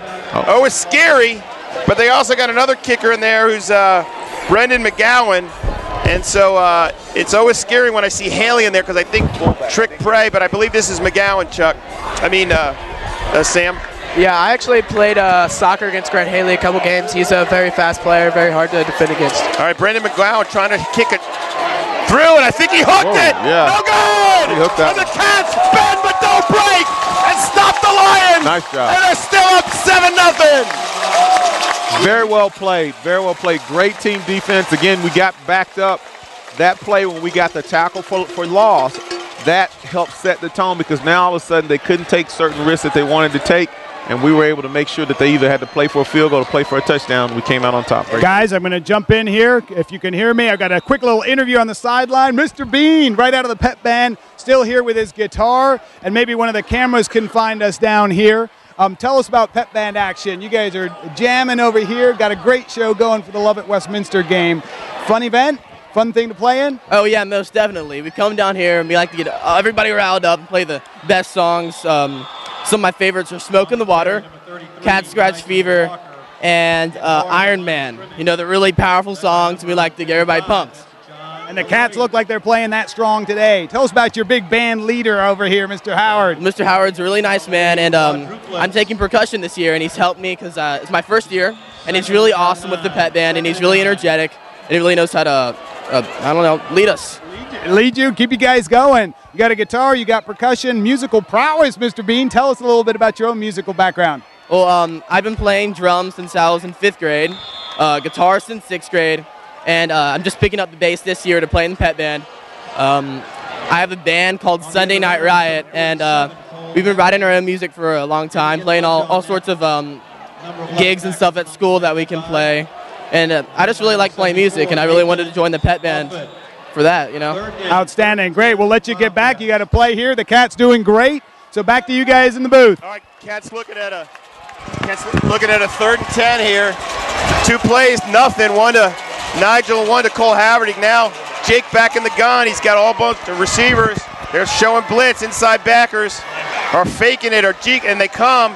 Jake's going to roll left and throw it. Nice. And he's hit his intended receiver. It's juggled, and he caught it. And they're going to give him 5, but still shy there, Chuck. And out comes Harrison Butker and the punt team.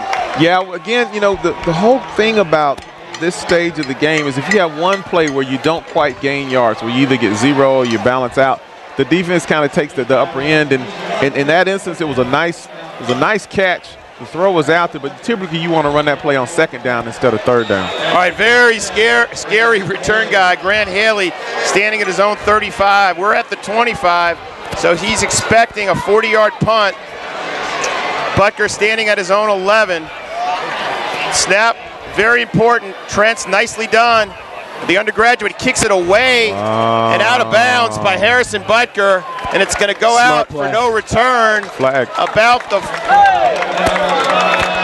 And we got, I think, a penalty all the way on the other side. Would that be on the, I think an illegal block over there was the initial indication. Interesting. They will have the ball is marked at the 44 of Lovett. If this is against the Wildcats, procedure on the Cats, so they're going to decision whether they want to do this again or take the ball on the 44. What do you do here, Chuck? Well, if I were Lovett, I'd make them punt it again. Yeah. And nope, they're taking the ball. See, that is the only reason why Chuck Easley is not coaching high school or college football is these decisions. 0 for 2 tonight, Sam. Chuck's not in his A game tonight. You'd think this big game, he'd bring it. Yeah, no, I thought he would bring it, but, you know, I actually agreed with Chuck's decision there. I would think that 5 yards back and then having to repunt it, possibly get a big return from Grant Haley, I think that would have been a better option. And, you know, Chuck, we've talked many a time this year about the respect for Harrison Butker. There's another indication of what people think of that kid's leg.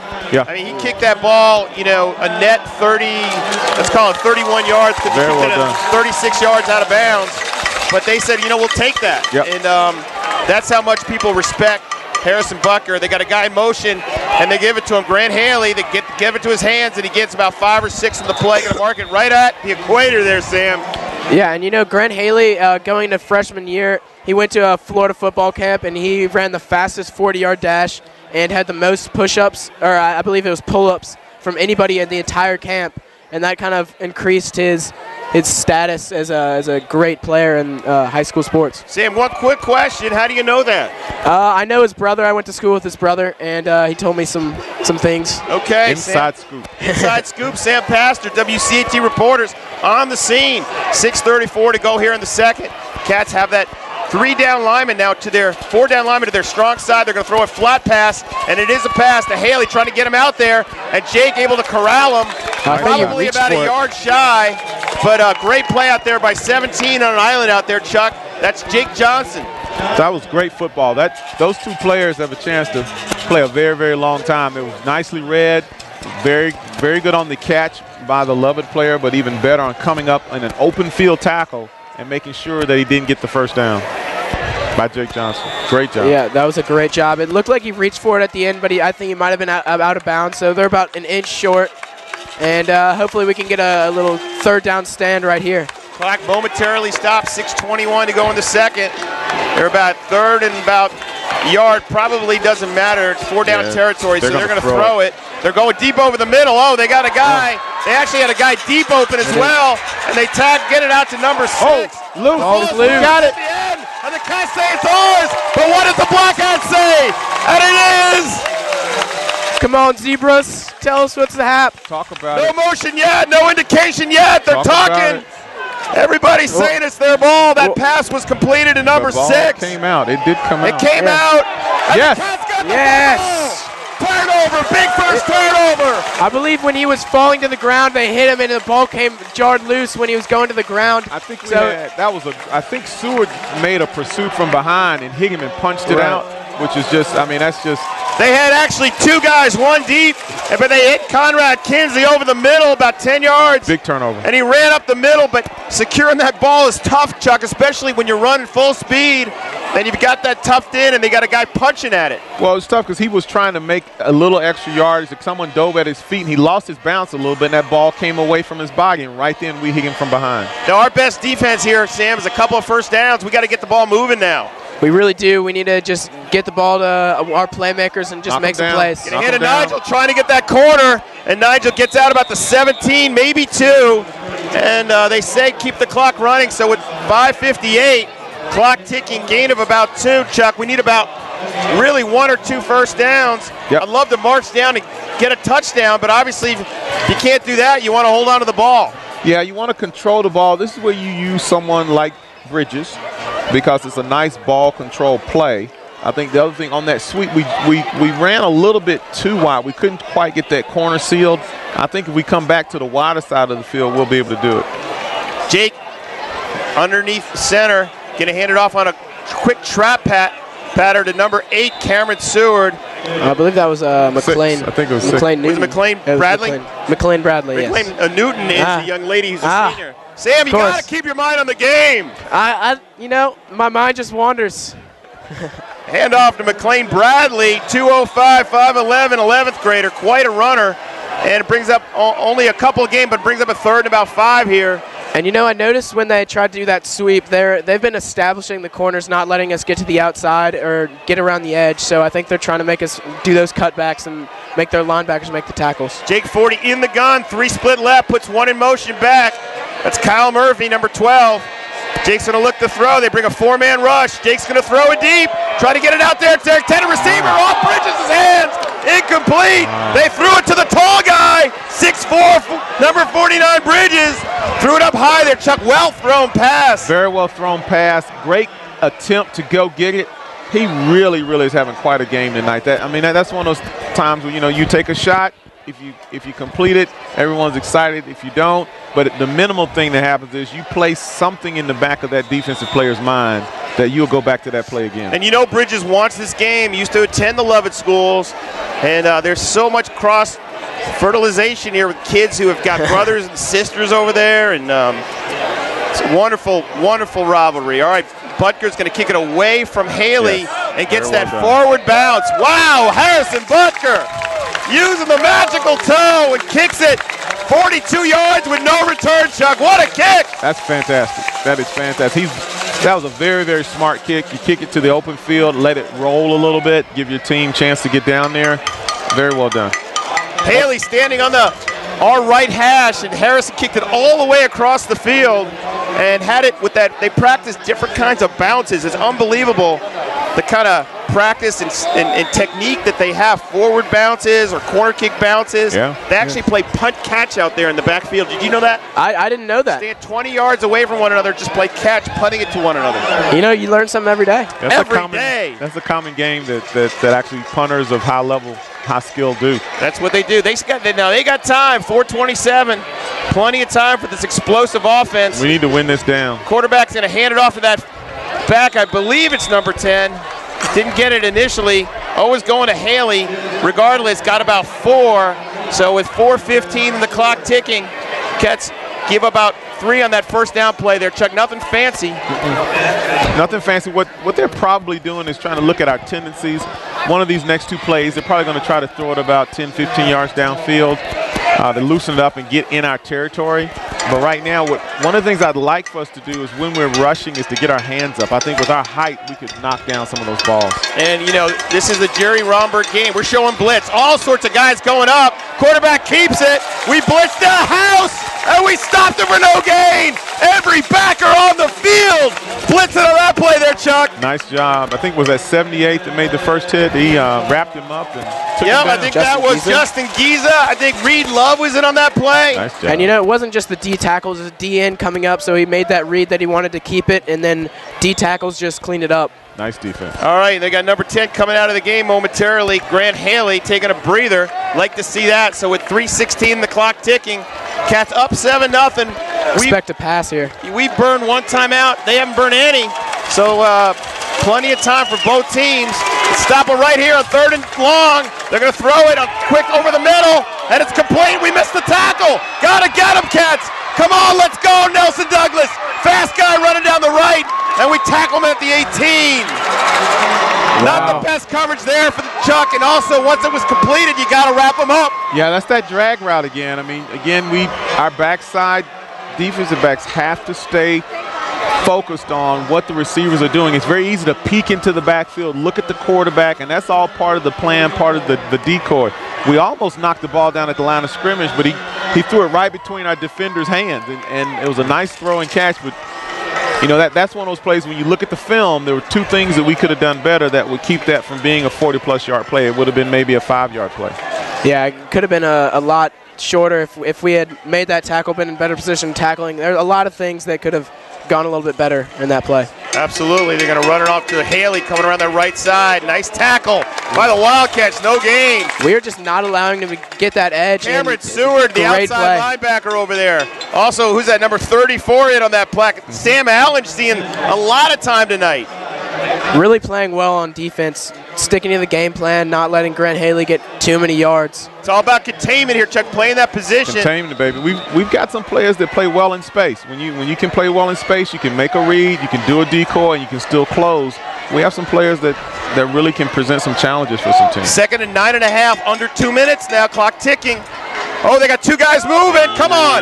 2 guys were moving. And they move forward. Usually they call that. Quarterback's going to have it. We wrap them up.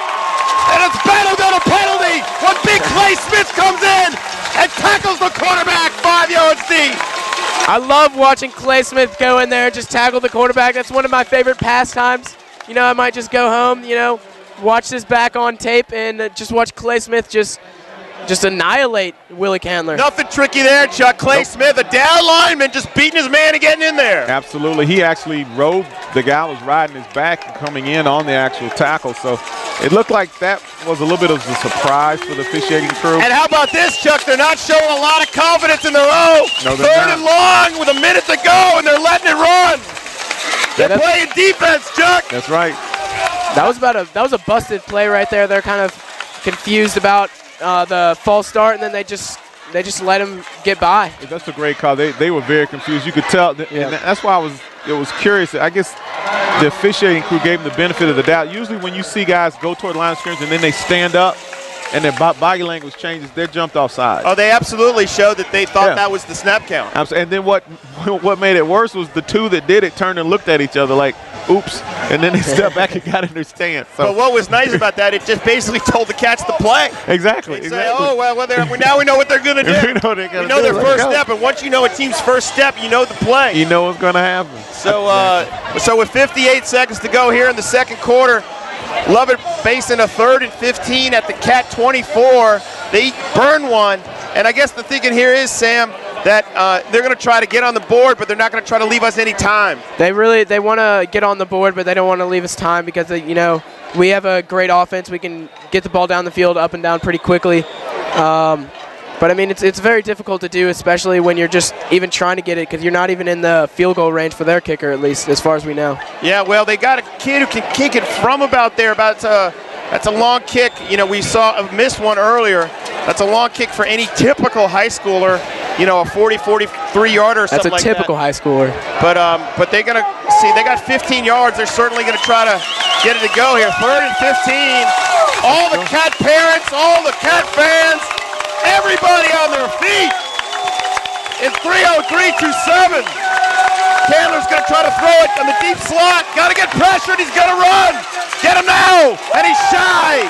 And he stopped at about the 17. So with the clock ticking at 47, 46, they're looking at a 4th and 7. Obviously going to kick that field goal unless, Chuck, unless. Yeah, their coach is a bit of a gambler, so it'll be interesting to see what he does. He's got 2 timeouts to work with. Clearly, with letting it burn here, they're gonna kick it. You wouldn't let it burn, right, if you're going to go. I would agree with that. I would think that maybe they would go for it with so little time left. He's a little bit of a gambler. Yeah, but you can get a first down. You got some timeouts left. You can still get a first, so you wouldn't let it go down. True. If you're going to go for it. You're going to kick it. Now we're at 11 seconds, 10. Muschamp is standing next to the black hat, calls a timeout with 7. All right, so they've got a 4th and 8 on the 18. Cats look like they're going to have the lead here, Chuck, at halftime. This is, I would call this a Jerry Romberg dream kind of game. Very, very, very true. Defense is playing very well. We're controlling an explosive offense. Our offense has found a rhythm. We've minimized penalties. We've minimized turnovers on our side, and we've created turnovers on their side. You can't ask for a better first half. And we get the ball back to start the third quarter. All right, the Cats have to, I think, look for the fake here. Anytime you've got a field goal kicker on the other team who is missed one, is stretched a little bit, so it's going to be a 35-yarder from the right hash. So that's not in the middle of the field there, Chuck. True. Got to play the fake, not put the full block on, and be careful here. 7 seconds to go. Both teams know each other so well. They've got all their trick plays. They're going to pull every single. It's not like this is one of those games they're going to save some plays. They're using everything here tonight, and they've practiced all sorts of stuff out of all sorts of different situations and different formations. But they're showing field goal. Tee's going to be placed at the 24. We might freeze him. It'll be interesting. We've got 2 to burn, and Romberg burns one. All right, so with 7 seconds, we burn it, and we're going to use one of our 2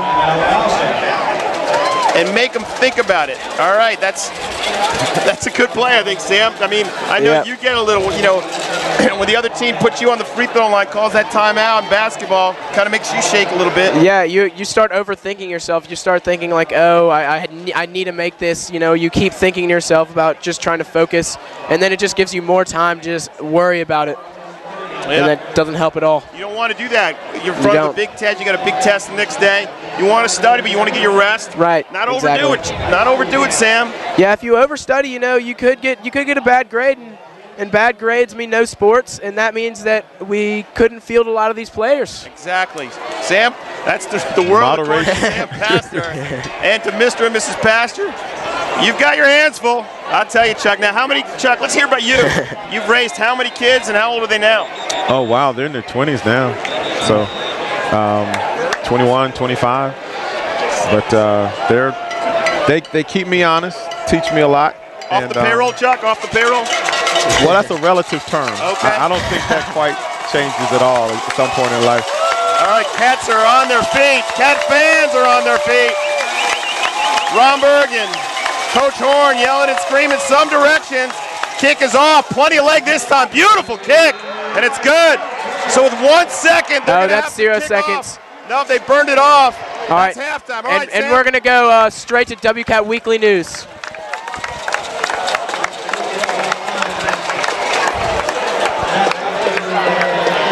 Filling in for Taylor Bremer, I'm Emma Payne. And I'm Catherine Foley. And you're watching WCAT's Weekly News.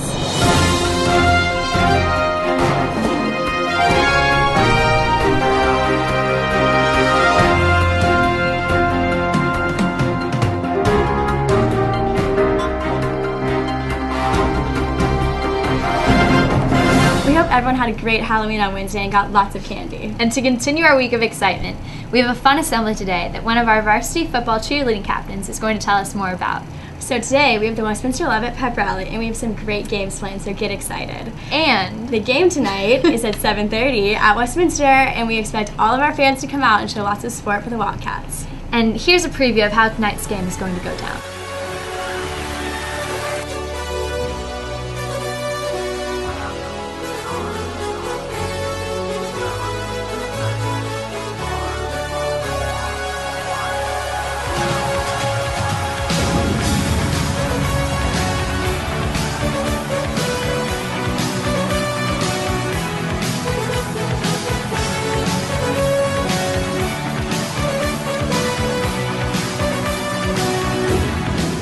While on the sports topic, cross country had their meet yesterday. For some of the seniors, it was their last time running ever, and everyone did a great job. Also, the state meet for boys and girls cross country is November 10th, so make sure will cross the finish line first and get the trophy from the opposing team's cheerleaders. Lion and Cats, are you ready?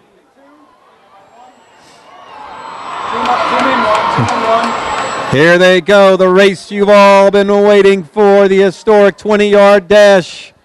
Lions and Cats to announce the winner. Look at the speed, look at the poise,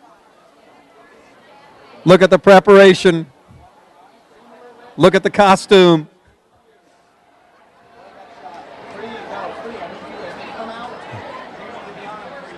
All right, Lions and Cats, we're ready. When you are. Lions and Cats, take your mark. Get set. Go. Look at the speed. Oh my goodness. It's neck and neck. Better than the races. It's the Lovett Lion crossing the finish line. The Lovett Lion, you are the winners of both the Parent and the Alumni Annual Fund Challenge. It was close, but the Lovett Lions, they got 64% parent participation. Wow.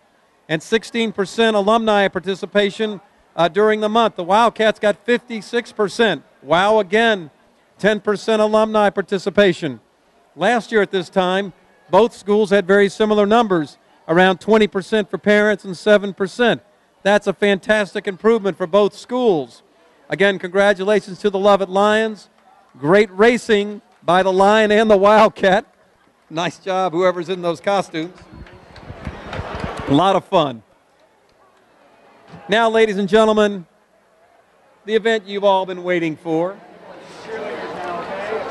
A special halftime dance performed together in a spirit of sportsmanship, friendship, and brotherhood by your 2012 varsity football cheerleaders from both Lovett and Westminster. This dance is an annual effort done to highlight sportsmanship and community spirit between the two schools. The tradition dates back 17 years. That's a long time.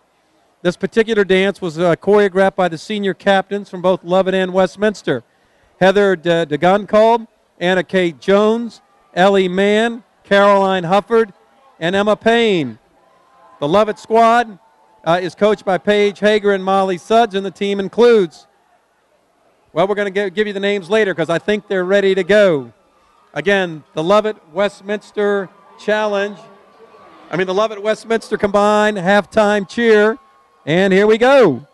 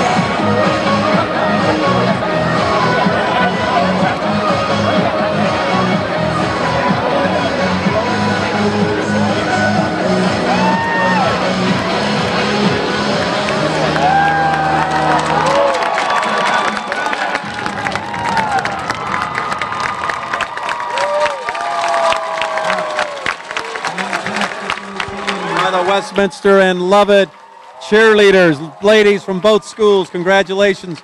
Great job. That was fantastic. The Westminster and Lovett cheerleaders.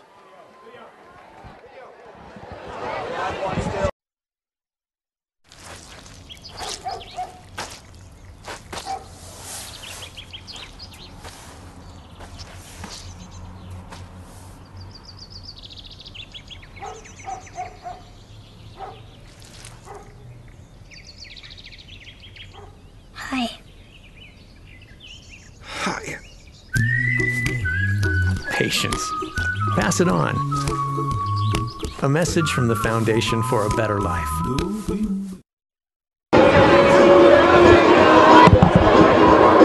What'd you say? Andrew, what'd you say?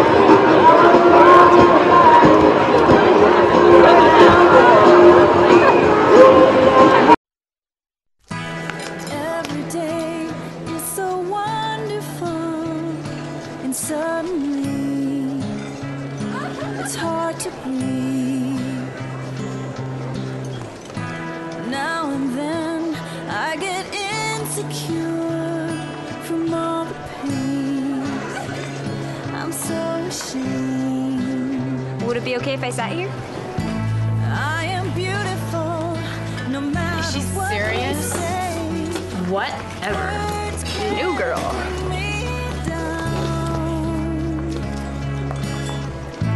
I am beautiful in every single way. Yes, words can't bring me down. So don't you bring Reaching out. Pass it on. A message from the Foundation for a Better Life.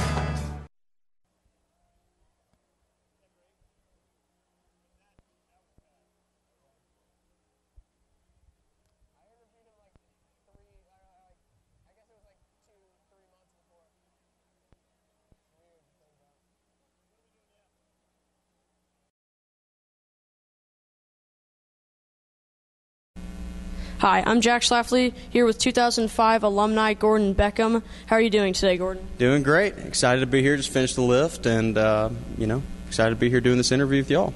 So today is the Battle of Buckhead game, Lovett and Westminster. You've experienced this yourself, being an all-state player, junior and senior year. What is it like in this situation? It's definitely a lot of fun. I mean, there's a lot of good players on both teams, and you go out there and you really want to represent your school well, and obviously there's a lot on the line. There's just a lot of people that really love this game. You know, people that don't even go to Westminster and Lovett games all year will go to this game because it means a lot to a lot of different families around this area. So definitely a lot of emotion. The team that usually can check that emotion and just play physical but play the right way will usually win this game. I mean, you got to just keep your emotions in check because that's usually the way it goes. After high school here at Westminster, you went on to play college baseball at Georgia. You won the 2006 College World Series and led the NCAA in home runs in 2008. What was it like playing at Georgia? It was fun. I mean, we had a blast. We made it to the College World Series a couple times and enjoyed that and definitely had good teams when we were there. But just experienced college at Georgia. It was just a great experience, and you get to go play baseball. It's a lot of work, but it definitely paid off for me. I mean, the more I worked, the better I got, and continued to get better and progress. And then I made it to the big leagues. So, but it all started at Westminster and it ended at Georgia, and then it kept going, and obviously in Chicago. And once you moved to Chicago, you got your first debut against the Athletics. What was it like stepping out onto that field? It was cool. I mean, it was definitely a lot of fun. I mean, something you dream about. You don't ever think you're going to get that call up and somebody telling you that you made it to the big leagues, and then you get up there and you experience it and you see all the people in the stands and you feel that rush. I mean, it's something that you won't ever be able to duplicate. And I got to ask you one more question. Your walk-up song, Your Love.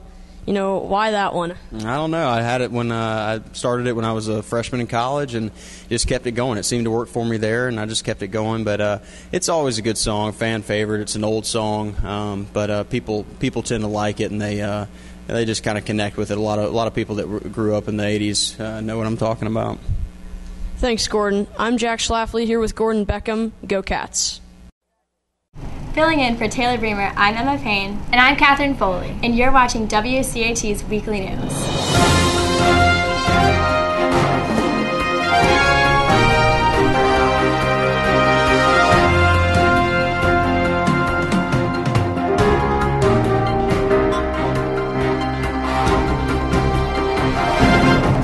We hope everyone had a great Halloween on Wednesday and got lots of candy. And to continue our week of excitement, we have a fun assembly today that one of our varsity football cheerleading captains is going to tell us more about.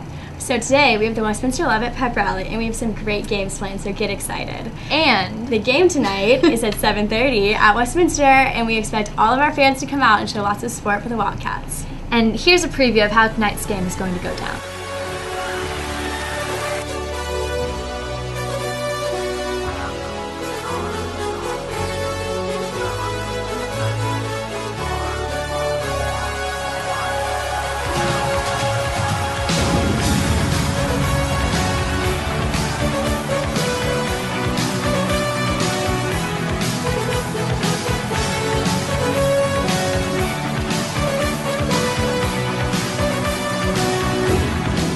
While on the sports topic, cross country had their meet yesterday.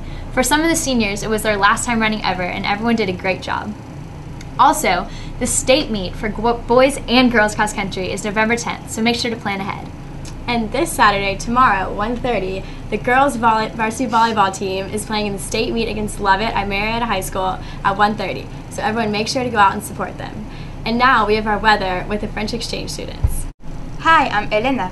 Hi, I'm Kate. Hi, I'm Tahiri. Hi, I'm Hugh, but you can call me Hugh. And we are from France. Vendredi 2 novembre, il fera entre 44 et 73 degrés Fahrenheit avec 10% de chance et grand soleil. So, put your glasses on. On Saturday, it's going to be mostly sunny, so you can take off your glasses. And on high temperature, it's going to be 78 degrees, and on low temperature, it's going to be 55 degrees, and it's going to be 0% chance of rain. Le dimanche 4 novembre, il y aura un peu de pluie. Les températures varieront entre 69 degrés et 46 degrés. Il y a 30% de chances qu'il pleuve, donc sortez les parapluies. Monday, November the 5th, it's gonna be partly cloudy. The high temperature will be at 62 Fahrenheit, the lowest at 42 Fahrenheit. The percentage of rain is 20%, and that's all. Goodbye. Goodbye. Well, look who we found. Hello! Thanks to the Bridge Exchange students for the weather. Also, this weekend, the junior high play is on. It's Diary of Anne Frank, so you can go check that out. And we want to give a big shout out to Taylor and everyone else who gave blood yesterday. I might have cried, but I did get through it, so everyone else can do it at some point too. And have a great weekend, Wildcats. Hey guys, 30 seconds to go. Get them on. Ow. Don't hit me on the head anymore. Okay?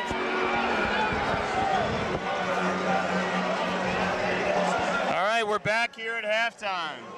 And this is Bill McGann along with 10th grader Cole Lacasio and Jack Schlafly here. 8th grader in a defensive battle here in the first half. We got some stats coming up for you, but the quick story is told by the score. Wildcats 7, Lovett Lions 3. All right, quickly. Stats, the Cats only have about 51 total yards, Jack, in the first half, and about evenly divided between passing and running, but really only that one sustained drive. Only had the ball 3 times all half, but that one initial drive led by number 10 on your screen, Jake Forty. And you know, even though we've only got, as you said, 51 yards of offense, our defense has really been playing well, and I think that's what's kept us in this game against a very powerful Lovett offense. And, you know, even if our offense can really get going here in the second half, that'll definitely get us a lot closer to that victory. And this touchdown call scored by number 8, Cameron Seward, on a nice run right down by that 1 yard line. Seems easy when you talk about a 1 yard run, but it was anything but. Yeah, it took a while for the Cats to eventually get in the end zone, as it took them until 3rd down, and then Cameron Seward had that run right up the middle.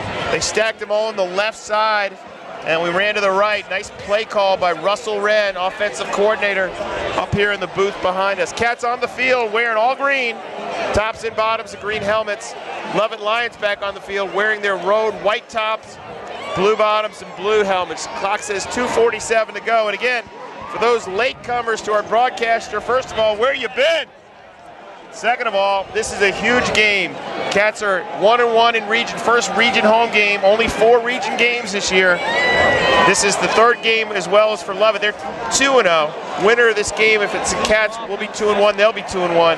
And we'll have the tiebreaker with a 4th game for us being against weaker teams thus far in Hayfield Charter versus GAC. So this will set up the Cats, if we're able to hold on here, Jack, for coming in 2nd in our region after losing to GAC, and that means a playoff home game and an easier path through the 1st and 2nd rounds. And you know, earlier in the season we were talking about a lot of different scenarios that could come up with, you know, a win, a loss for any certain team. But, you know, now as the season edges towards its ending, you know, it starts to get more to, you know, can you beat this team? You know, can you beat that team? That's what's going to get you in. And Cole, this is a game where we won the toss deferred, got the ball, went down and scored. They get the ball and essentially go 3 and out after a bunch of penalties. And then after that, both teams really not doing a whole heck of a lot. We've had the ball a total of 3 possessions, and they've had it only 3 times as well. So defensive struggle, one of those ball control games.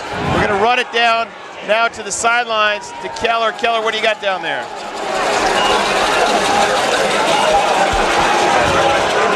I'm here with Matt Tyler. Welcome back, Matt. Good to have you here. Good to be back, man. Seeing all these good people. It's good to be around, you know, the family again.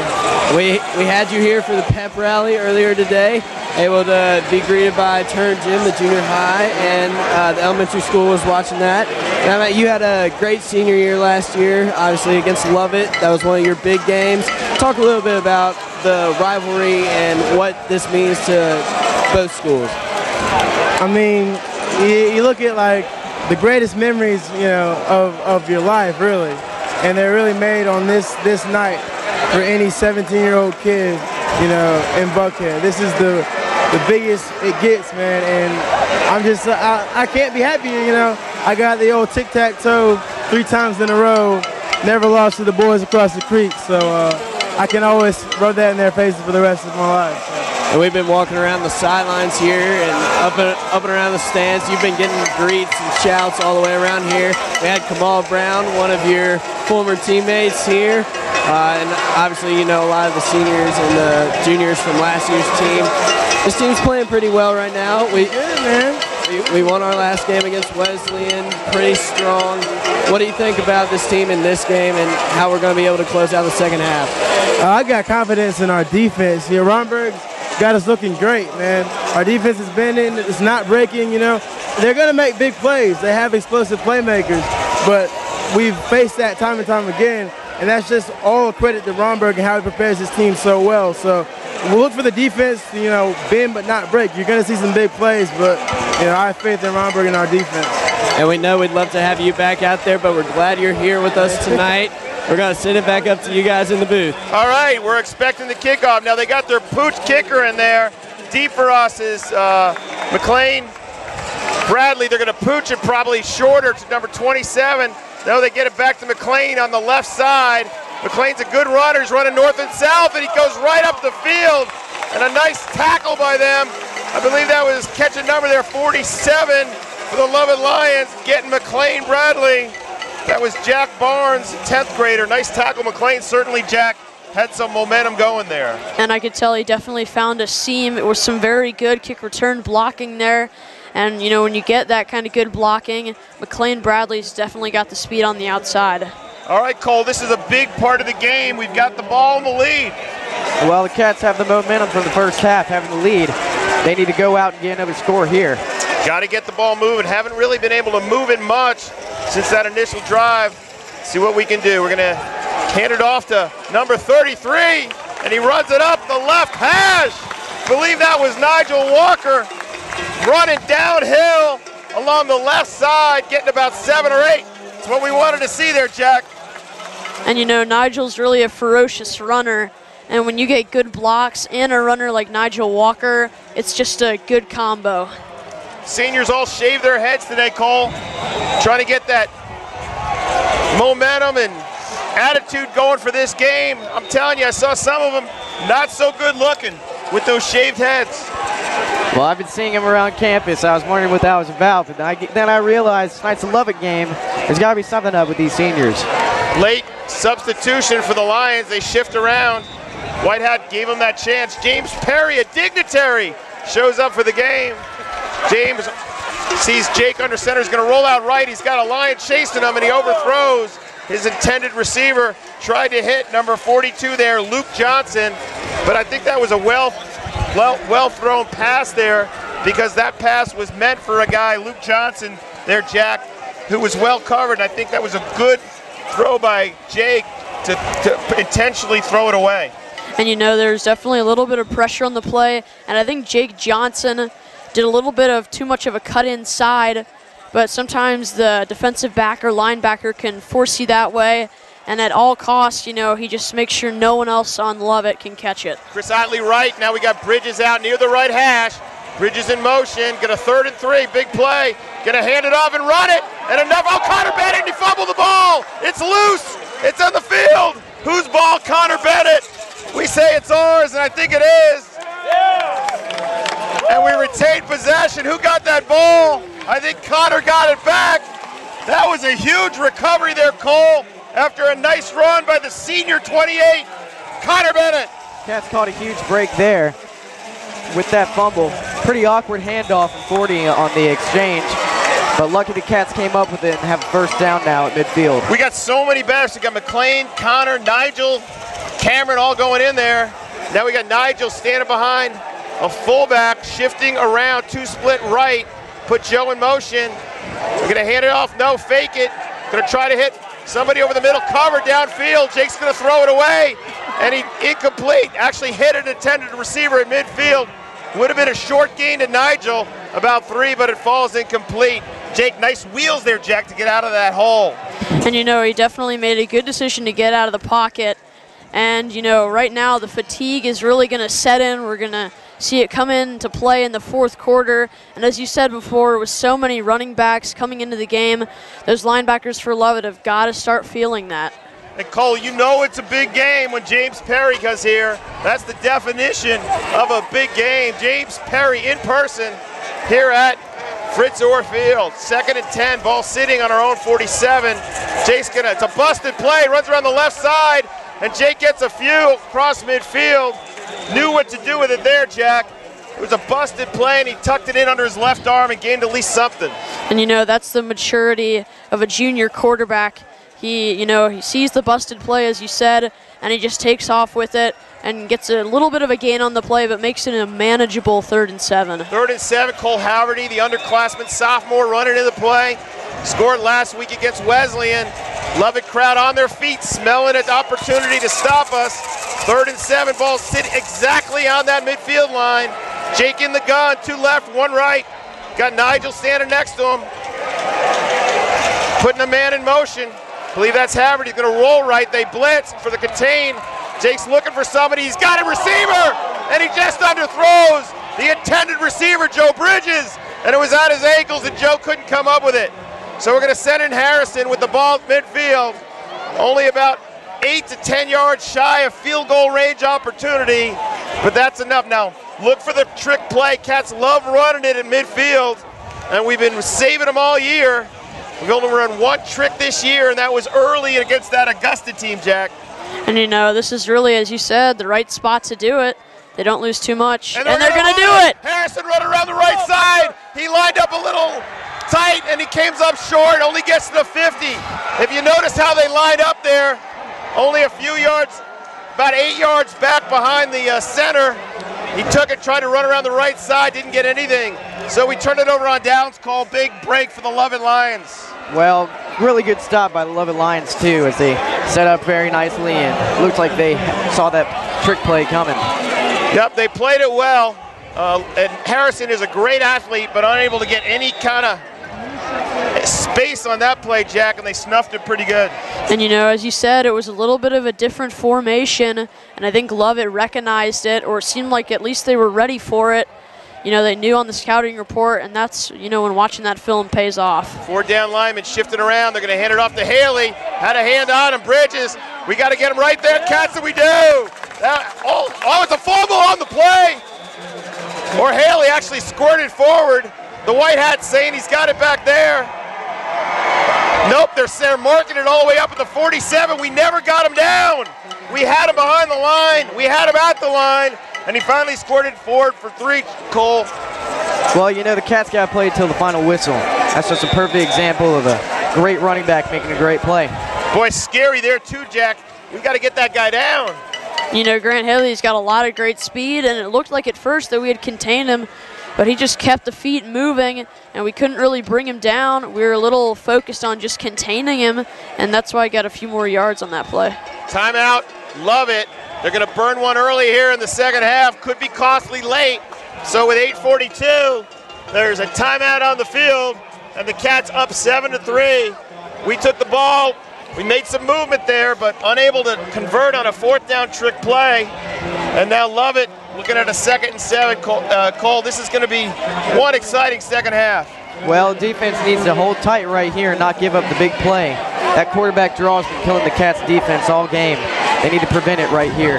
There is not an empty seat in this stadium. This is completely packed.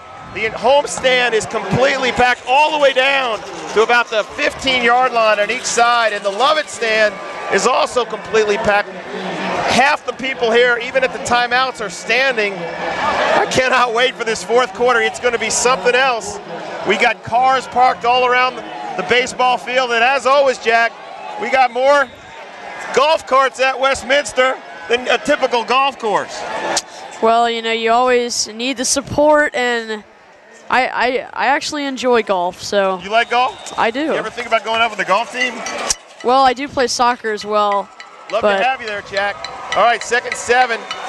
Candler's gonna keep it. He fumbles. and he comes in, he picks it up, and he gets Lovett. And back there leading the charge, I believe, is number 43 of the Cats. And that was Ross Johnson from the right line, running back there. Drop ball, puts him down in distance, Cole. Well, great job by the Cats defensive line to not slow down on that play after the fumble. Try and get it and force a fumble as well, but couldn't do it, but a sack's good enough. Big Clay Smith and Giza running off there, Jack, pardon me. Ross Johnson is actually back in his first game of the year. He was hurt early, and so that definitely proves crucial. Yeah, he's an important player of this team. Don't forget 55 Schmall. Kaler's going to look to throw. He brought the house. We got hands on him, and he's incomplete. And that's an incompletion based on the pressure by number 49, Joe Bridges. He comes in, he gets his hands over Kaler there, Cole. It causes them to have to punt. And huge defensive stand in midfield. So now the Cats are forcing them to punt, try and get a score here with 7:56 to go in the third quarter. Man, Ladd Jones is here tonight. All sorts of doctors are here. I tell you, if you yell doctor somewhere around here, there'll be 20 guys that could come to your health check. I've never felt this safe. Well, you know, we've got a lot of good people at the school, and, you know, we're just having a good time. All right, we got Cole Haverty back. Watch somebody. And they are going to punt, and they punted it low. Cole's going to catch it at his 10. Nobody back there to help. Split him, Cole. Oh, and he's trying to get something, but he holds on to that ball, and the Cats are going to get it about the 14. That might have been one there, Cole. Cole Lacascio, that you kind of let go because of the line drive at you, but it's a tough call. Yeah, as you mentioned, a line drive punt. That would have definitely bounced in the end zone, but I think Cole Haverty thought he could get a little more and get past the 20-yard line. Yeah, and it's a line drive at you, and you just never know. You're trying to judge that, and you're also trying to hear what your coaches are saying. So the Cats, our best defense here, is moving this football, unable to do so since that initial drive. Really spreading the field. Look at the gaps in the line there. And I believe we've got Jake in the gun there. He's going to keep it himself. Jake running up the middle. And Jake, they spread the field, and Jake got to the 21, gained about 6, put his head down. The junior put his head down. Looks a little shaken up there, Jack. And Grant Haley got in there, and it looked like he took the ball away. Of course, not before Jake Forty was down, but he did take a good hit from a few Lovett defensive players. Boy, Jake, he's a 6'2", 210 quarterback, using him as a fullback. Not used so much that way, Cole, initially this year, but we've run him at least 5 or 6 times now every game. Yeah, Jake Forty does a great job with play recognition. He knows when to just tuck the ball and run. All right, put Haverty dancing cross onto the left side now. 2 left now, 1 right. Nigel's going to get it and tack right away. Beautiful tackle there by the Lovett Lions. So it's going to bring up a 3rd down. We got to get to the 25, and the ball sitting on the 23. So 3rd and 7, 6:44 in the third, clock ticking. Cats looking now at 3rd and 6 or 7, and that play got nothing there, Jack. They read it pretty good there. And, you know, it looked a little bit like a read option setup where Jake Forty really made a decision. They're going to pull a guard for the halfback if he does decide to give it to him, but that also means the defensive end is open, so Forty had to make a decision, and that time he just couldn't quite read it. All right, this time Jake in the gun. Got 2 left, 1 right. He's going to look to throw it. And he throws it out. It's in a play. Oh, it could have been intercepted. He tried to get it to Jake Johnson, but it went right in the hands of a Lion. Kind of low, but he was unable to wrap it up and pull it in. Caught a break there. And here comes Butker. Dodged the bullet there, Jack. And that was actually Coletti who barely missed that interception. I think Forty, you know, right now is getting a little, I don't know, they're getting pressure on him, so he's got to settle down. He's got a good offensive line, and right now our defense has just got to stand him up. I think that run where he got hit hard still affect him a little bit, perhaps. And Harrison's going to kick it away from number 10. Get away from that. He's going to catch it, and this is dangerous. He's going to run up the right side. He's got room. Got to get him down. We do, but they're going to have 1st and 10 inside our 35. Nice run there by number 10, Grant Haley. So explosive, Cole. Well, Haley had a great job on that catch with his momentum swinging forward when he made that catch. The Cats just couldn't stop him. There was great blocking on that punt coverage. And that time he guessed correctly. Harrison's been trying to kick it away from him, but he jumped and ran down to his right. Harrison went that way, and Haley was able to catch that on a run perfectly. And so we're going to have to mix it up here, maybe going back to different sides.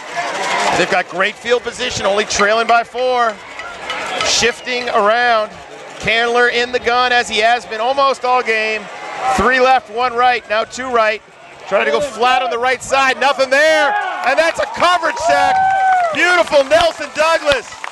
Nigel Walker. All those backs, Joe Bridges. And there's a late flag as we tackled him at the line of scrimmage. White Hat is coming over to talk to the Black Hat. And we got a penalty on the Westminster Wildcats. Oh my, Cole bailed him out a little bit on that one. Yeah, 15-yard penalty there, so that'll put him inside the red zone. I believe on that tackle. Is that what we had on Sportsmanlike? I'm not sure, but it looked like on that play it was designed bubble screen to Grant Haley. And as you said, Bill, we had zone coverage all over the play. And, you know, although we made a great play, that flag could really be a very unfortunate event. These mistakes and turnovers are always such a determinant of high school football games. Cats clinging to a 4-point lead with 5:30 clock ticking here in the 3rd. Lovett's knocking on the door. 1st and 10 at the Cat 20. 2 left. Tight end shifting sides. Now they're looking like a running formation. Candler. Oh, they moved the left guard. Moved that left leg, and every Westminster fan saw it, and they're going to move him back 5 yards, Cole.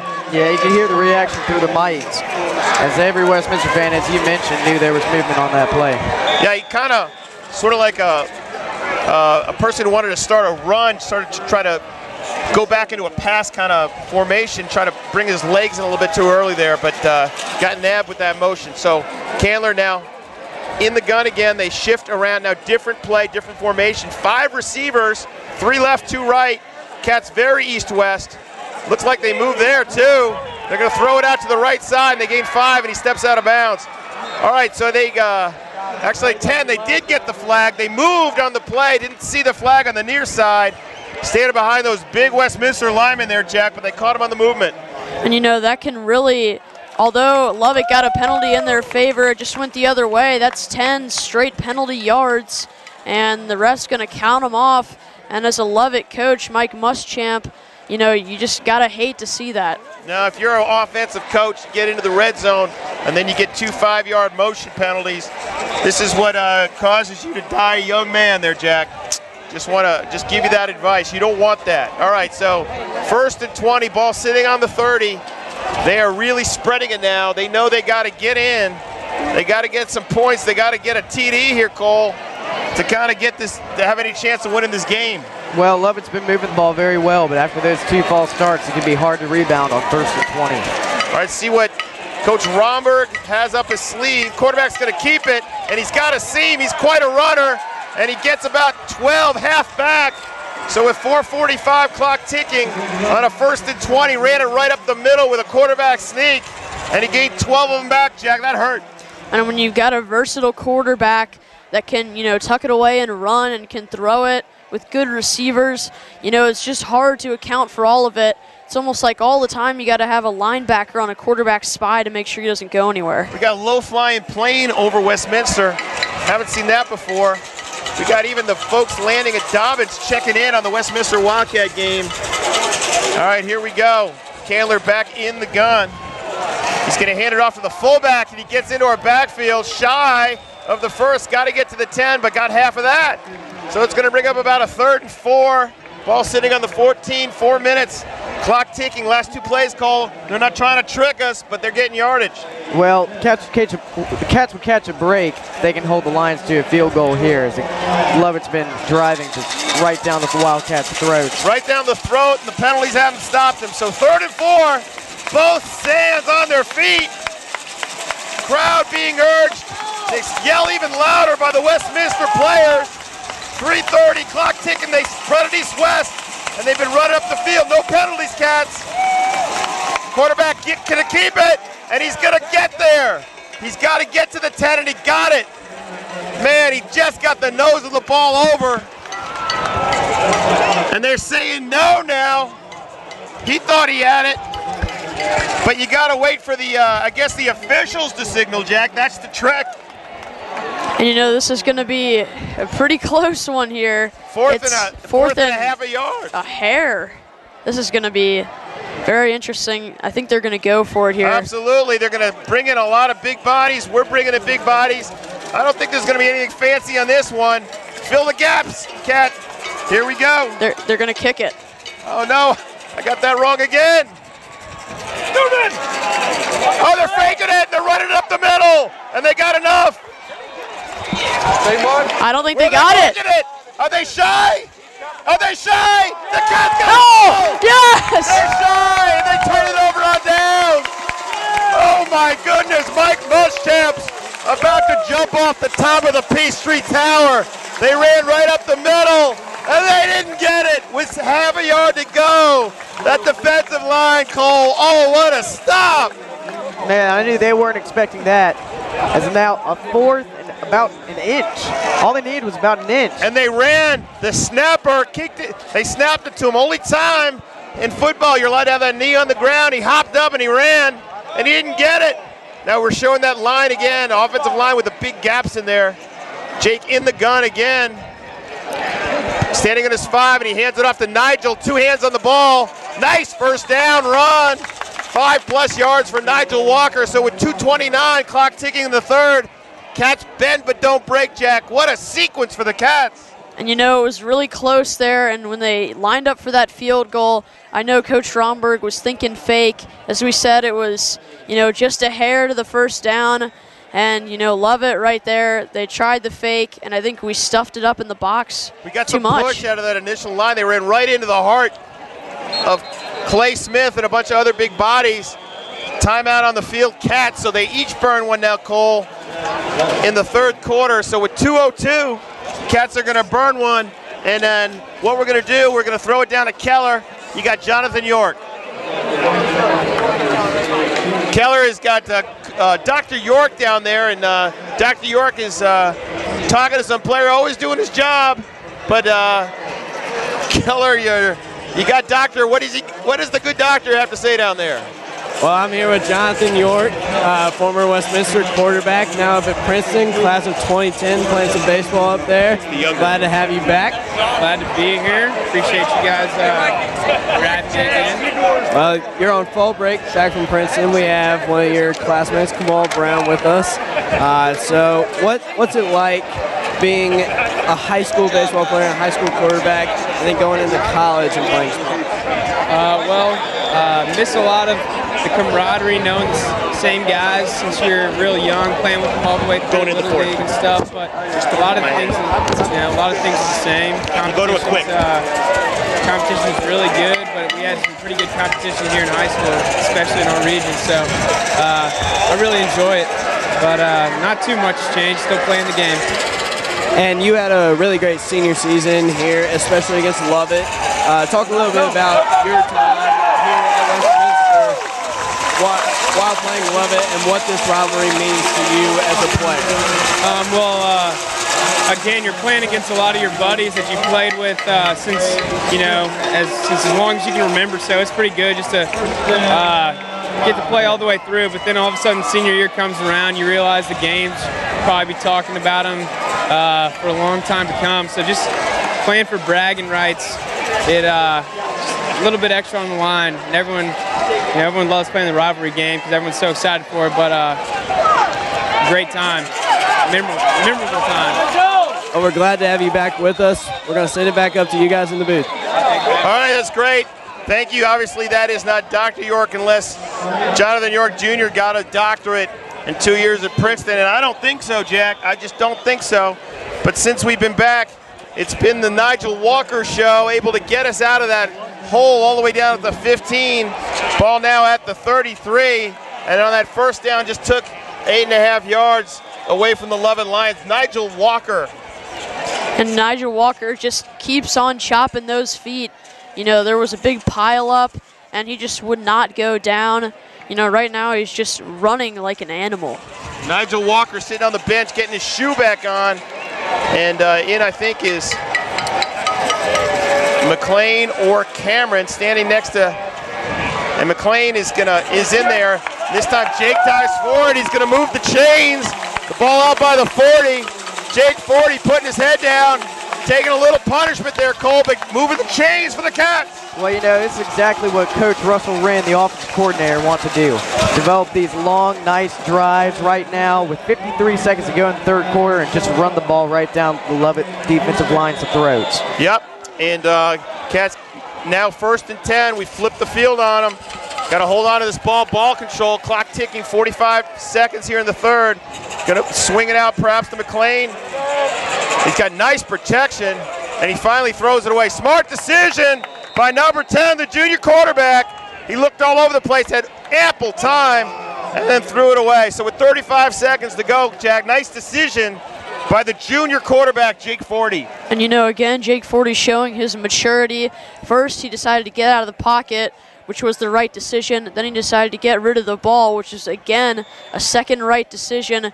And, you know, right now he's definitely grown as a quarterback, and you can tell, you know, the difference from even the start of the year. Absolutely. Jake 40, really a different player than he was. Let's see, Hayes Meyer split left on the far side in front of their bench. He's going to put McLean Bradley in. He's going to fake it and keep it himself. Jake's looking for a room. He's got flags flying all over the place. Haven't seen this much laundry since I did some laundry earlier. Looks like we got a hold on the Cats, and that's coming back, Jack. I think it might have been maybe a block in the back as well. I'm not sure. Several penalties. It was like 4th of July there, Cole. Fireworks going off all over the place. Yep, 3 penalties on the field. You have to bet that this is going to be on Westminster. And I bet they're going to take one of them after that nice rolling by the quarterback. And instead of being, let's see, 3rd and about 5, it's going to end up being 2nd and about 20. All right, we got some stats. And more whistles being blown. Trying to figure out. Lovett staff is over there trying to figure out where the hold took place. And I believe it was behind the line, so that adds insult to injury. Going to make it 2nd and 23 instead of 2nd and 20, because that hold wasn't at the line of scrimmage, Jack. And ball sitting now all the way back at the 27. We've got to get about at the 50 for a first, so that's a long way. It's 23 yards. And it's definitely crushing, you know, to put together a good, as you said earlier, Cole, just a good slow drive, just to have some of it taken away by just one flag. They got 3 down linemen. They're shifting all around as we put somebody in motion. And Jake's going to look to throw it deep. He's trying to look at Nelson Douglas. He's got a step, and it's intercepted, just like a punt. We'll take it, and they're going to take over 1st and 10 at their 23. Not a bad play there, Cole. So with 18 seconds to go, that's basically a punt. Because if that was incomplete, we were looking at 3rd and 23 anyway. Absolutely, as you mentioned, just like a punt. And 40 knew that either his receivers are going to come up with it and they're going to get a big gain, or interception, or an incompletion. And I would have liked to see the receiver there continuing to run. He sort of ran his route, looked back, didn't know what was going on, and kind of stopped running, had a half a step or a couple steps. And but this is where the Cats got to, again, stop this potent offense. Lovett only able to get a field goal thus far. Bridges now not shifting. 4 down linemen. They're going to throw on the flats. We wish they had Bridges over there. Nice tackle on the play. Number 8, Cameron Seward playing his position. And as the clock ticks, that's going to end the third quarter. Cameron Seward doing a beautiful job in that play. All right, and that's the end of the third. We're going to go to a video right now. The Wildcats have an intense brawl this week against their rivals from down the street, the Lovett Lions. The Cats have battled adversity all season and are ready to perform under the lights and take the Battle of Buckhead crown. Jake in shotgun. Reed Love dancing down the right. We're going to roll right. Number 3 looks open, but not enough. Nightway fell down, and he's going to throw it deep. He's got a guy! Touchdown! That's number 27! Merritt Huber on the catch of the year from Jake 40! Merritt Huber doing it both ways. Big hit last week. Touchdown tonight! Charlie Trent snapping to Jake 40. We got a new holder this week. Kick is off. Plenty of leg. Should be in there. And it's good! And the Cats have tied it up off the magical toe of 82! Harrison Butker, we've been right. Watch out for Big Joe Bridges on the left side of that line at tight end. Nigel standing behind Nick 40 under center. They're going to give it to 33 around the corner. Nigel's going to go. Watch Nigel Walker get in. Nigel Walker putting on a clinic.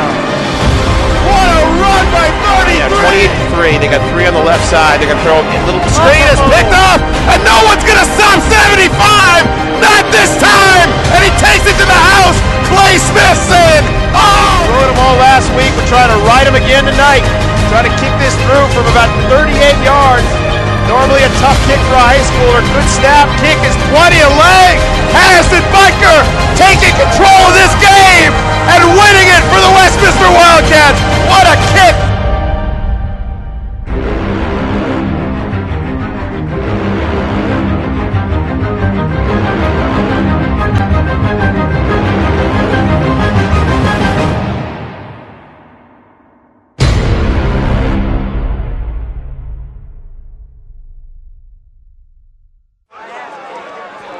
We're back, and what you have missed is the start of the fourth quarter. One play, Candler running out of the pocket there, Chuck, able to flip it to Haley, enough for the first, but unfortunately got hit and looks like he's hurt, looks like he's cramping down there. Yeah, he took a pretty serious shot. When the quarterback's mobile and you're throwing out of the pocket, you're a little bit of an open target because you don't necessarily have all your blockers with you. You're trying to use your agility. I think Westminster got a pretty good shot on him, but it looks like he'll be okay. All right, we got Daniel Searle quickly on the sidelines. Daniel, go ahead. We're having the sidelines. Tough play there for the Wildcats, but we still have excitement. We've got 5th graders, Caleb, Franklin, and Patrick. How's this game going? Great excitement, Caleb. Yes, Harrison Bucker's having a really good game.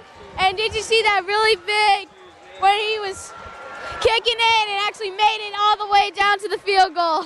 Incredible, Harrison Bucker, that range that he has. Franklin, how's 5th grade this year? You guys getting it done? Yes, sir. We're doing good. Doing good. And Patrick, you were at the pep rally earlier today. Enjoy the big show? Yes, I did. It was. And now what do we say to the camera? Go Cats! All right, back to you guys. Thank you, Daniel. And now in for the quarterback, Chuck. Luke Hart, senior, coming in. Has to play at least one play before Candler can come back in this game. They had a delay there, and there wasn't a timeout, so took a little bit too much time. So 1st and 15, but a new QB. Yeah, I mean, the defense has to adjust to it, but, you know, this is a senior. This is a game that he lives for. It's the last time he'll be able to play against Westminster, and you really got to watch a player like that. Oh, they moved it, looked like. All sorts of motion on the line. No flags, but it doesn't matter. I'll take it. So on a 1st and 15, they had no gain. They're talking to Bridges. They got a flag sitting down there. They got the Cats. Joe Bridges getting a little chippy, I think.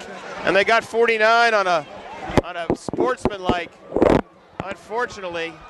Sorry about that audio there. And personal foul on the Cats. And boy, I don't quite understand. That was late. Romberg not happy about that. Well, it was not directed at anybody. He was celebrating the play. He was jumping up and down. He was away from the ball. He was away from the player that had been tackled. That's more than I mean, it's a judgment call. But again, he was not taunting. He was not. Now, I don't know what he said, but he wasn't necessarily taunting someone physically, and he wasn't standing over the guy, and he wasn't doing it on the person that he made the play on. So White hat timeout. I believe they're going to say was a dead ball. They got to talk about whether this is 2nd down or not. And fans not happy here on the Westminster sideline as Big 78 Justin Giza runs in for the Cats, replacing number 79. The captain today, Reed Namnoon. Namnoon, he's only listed at 168, 5'10". I think he's a little bit bigger than that. Just a little bit. And he's a captain, and he's playing line at that level. J. Paul Meyer now joining us. Absolutely. I mean, Reed Namnoon, you know, he's coming off a solid pep rally. He was on the Bachelor during the pep rally today, and you know, the girls were choosing sides. I believe it was Caroline Puskas who ended up winning that. But Reed Namnoon definitely being a presence tonight on the D-line. I don't think we ever had a pep rally like that. You know, right? I think it's a newer game. What I've learned, Chuck, is when they tell you something like that, you just say, oh, okay. And then you just go on. Very true. Change the subject. We never had the Bachelor. It's a different audience. 2nd and a half yard for the Lovett Lions. Ball sitting out near midfield after that costly 15-yard penalty. Haley in motion. And now it's a run by the quarterback, gonna maybe get across. They're gonna mark it across, so they got enough for the first. So with 10:30 in the game now, Cats clinging to a 7-3 lead. Lions able to move those chains. You get a first down. There is not a Lovett Lion fan on their seat over there. Every single one on their feet. Right, a ton of momentum for this Lions team. We really got to take that back. And the Cats have to turn it now, Chuck. We got to bend and don't break. We've been doing it all game. We got to do it now. Absolutely. We need a play up front. It's best if we can get past the line of scrimmage and make sure that that free safety plays his responsibility. He's coming over in a nice stack defense, so they know what to do. We just have to execute. We got 5. They got Candler back in. Looks to throw it. Oh, and we got looking at holding territory back there. Able to gain 4 yards, but there's a hold down on the ground. Big 78 Giza. I think he was the guy who was either blocked in the back or clipped or held. Yeah, it looks more like a clip. Yep. And that's a big play for the Wildcat defense. Big 75 Clay Smith, who they chopped on, but it's going to move him back because the ref was right there. And I tell you, that personal foul, sort of excess of celebration there, Chuck, that's a signal to everybody, though, that they're going to call this extremely close, especially here in the fourth quarter. Well, it's like I talked about earlier, refs get a little bit anxious in games like this. They understand the depth of the rivalry, the intensity of the game, and that was our second call in a similar situation where we were celebrating a tremendous play, and we just have to try to keep it inside. All the refs have to do is look up in the stands and look at nobody sitting. That's right. To know that there's a lot of emotion in this game. People don't stand at high school football games. Come on, guys, get set, get set. They keep shifting around. 3 right now, 2 left. They'll put somebody in motion usually. Nope.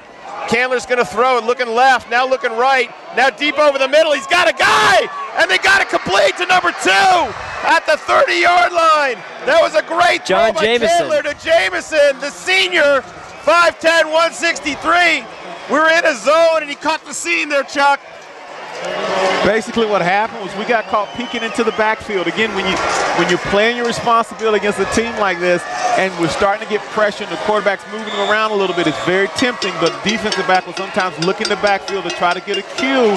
And what you have to remember is those receivers, when the quarterback's in trouble, are going to keep running and keep trying to get open, and that's what the guy did. So on 2nd and 20, they pick up about 25. Great throw by Candler. Now they're going to put him, that guy back in motion. They're going to hand it to him. Number 10 trying to go around that side. Grant Haley. Number 20, Hayes Meyer gets Grant Haley and says, not this time. Grant Haley's got blazing speed to get around the outside, and the fact that Hayes Meyer could get up to stop him on a potential huge gain after a big momentum play. Hayes Meyer really stepping up big for this Wildcat defense at the safety position, coming all the way up to make that play. And Chuck, number 10 Haley, perhaps not running as fast as he was in the first quarter. Yeah, that's one of those things where, the wheels don't turn quite as fast if you're playing both ways in the last quarter. So, but again, the number 20 made a great position play, executed tremendously well. Hayes Meyer sniffing it out. Now Candler looking to throw. We bring backers. They're going deep. They got a guy. Nigel breaking it up. Nigel Walker on the defense.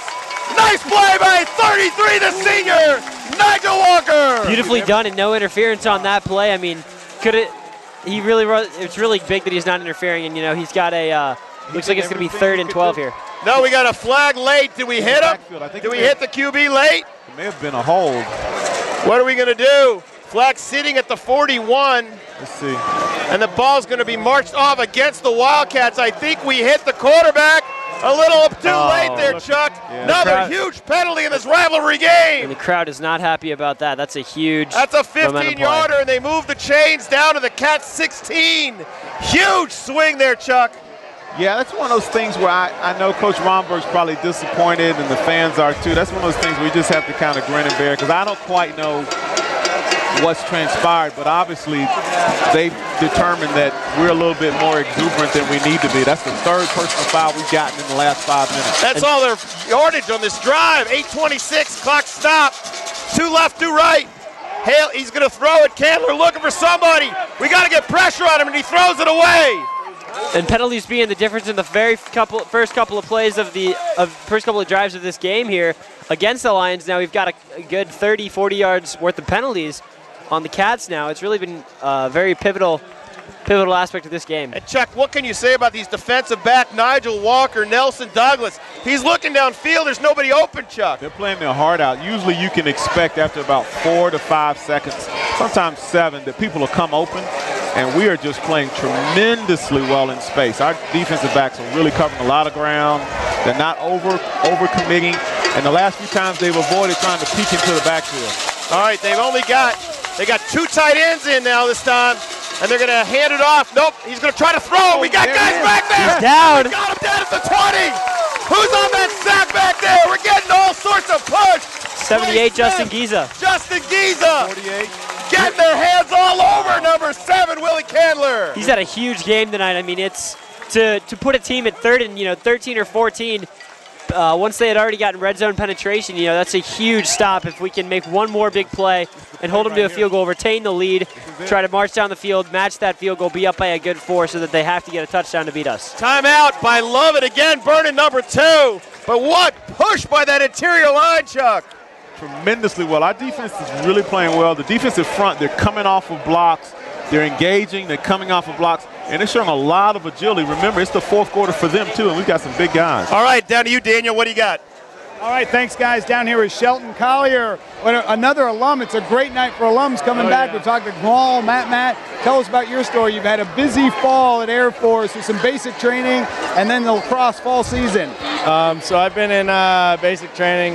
We went in June 28th, and they kind of take everything away from you. They kind of treat you like a little kid, like you don't get to know what time it is. You don't get to sleep as much as you want. And then once the school year starts, we hit up the lacrosse season pretty quick, and we played Georgetown and Towson 3 weeks ago.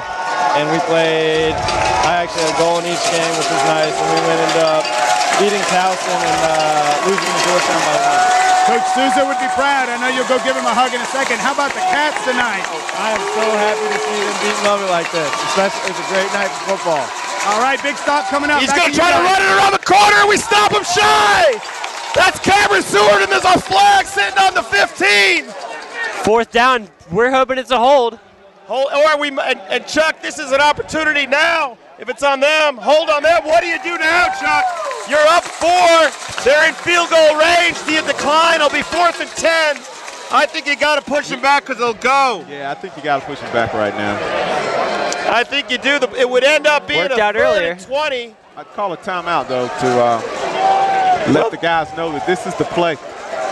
White Hat saying, hold on, Lovett. We were chasing them down. What a play by 8, Cameron Seward. Chasing them down. Willie Candler trying to get the corner.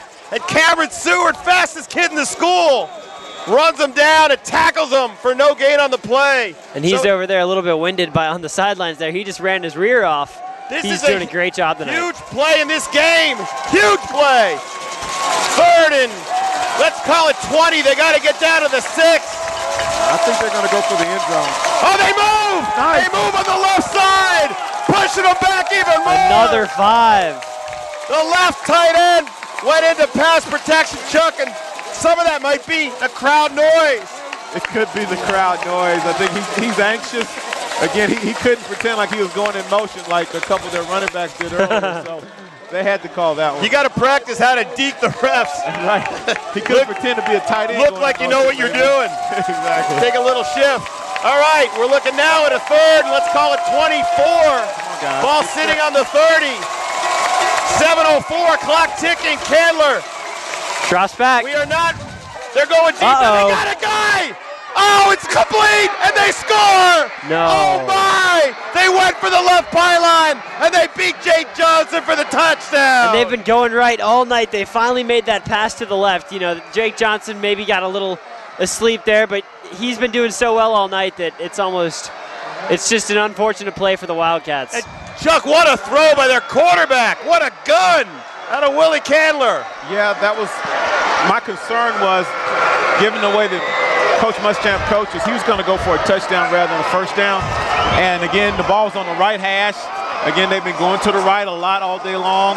They've set that up for that one play, and they executed. Our defensive back was in position. He just couldn't quite tip it away. How big is this extra point?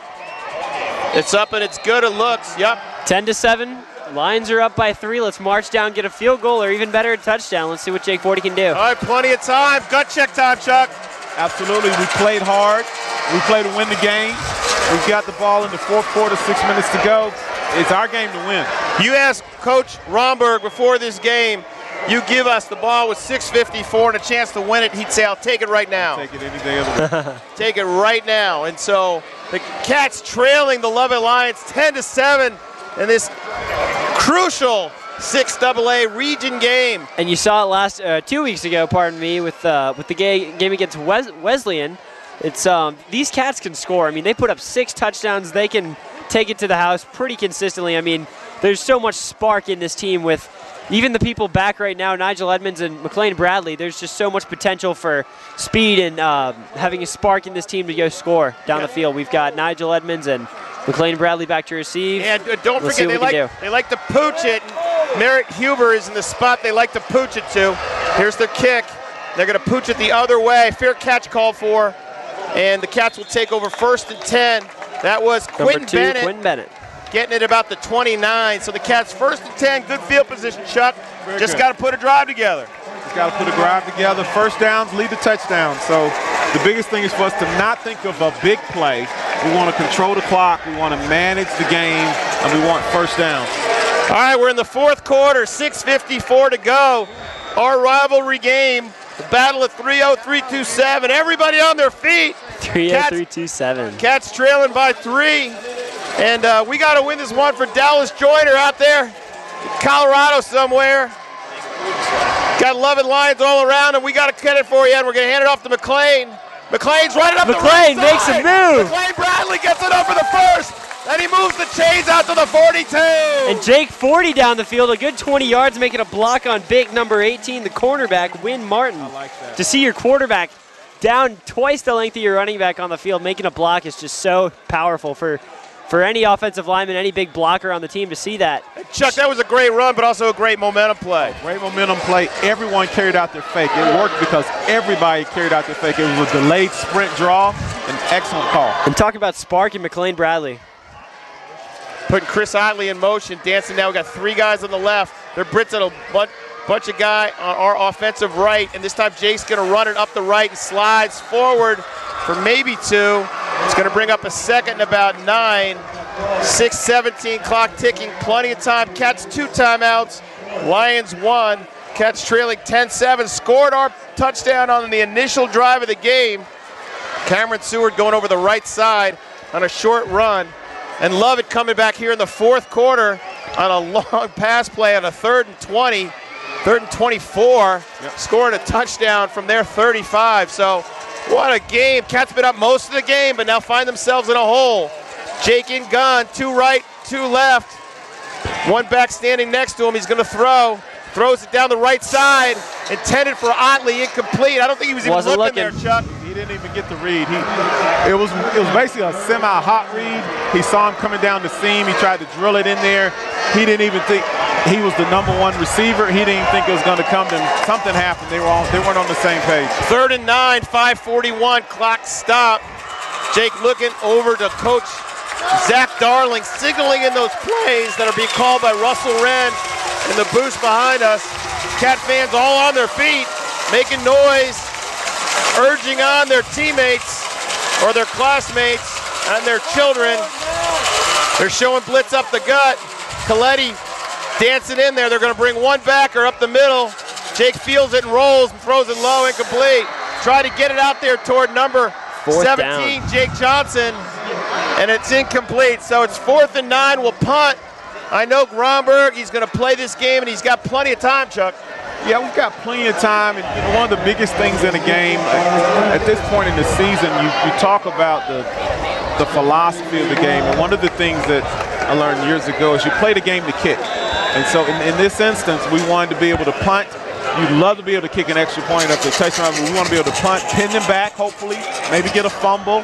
We've got plenty of time, and we've got 2 timeouts. Now, Grant Haley's now cheating off to the left hash. Let's see what Harrison does. And Grant's trying to guess which way he goes. And now Harrison goes down the right hash, kicks it short, and it's bouncing forward and goes out about the 24, 25-yard line. All right, Lovett now gets it with 5:30. Clock now an issue.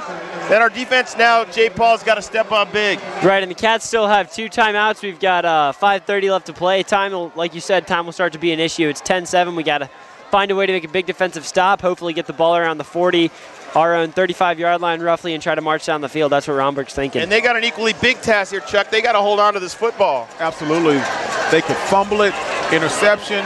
We could hit the quarterback. He could drop it. There's a lot of opportunity for us to get a short field. And look for the Cats here to send the house. A lot of times when you do that, it's a risk-reward deal.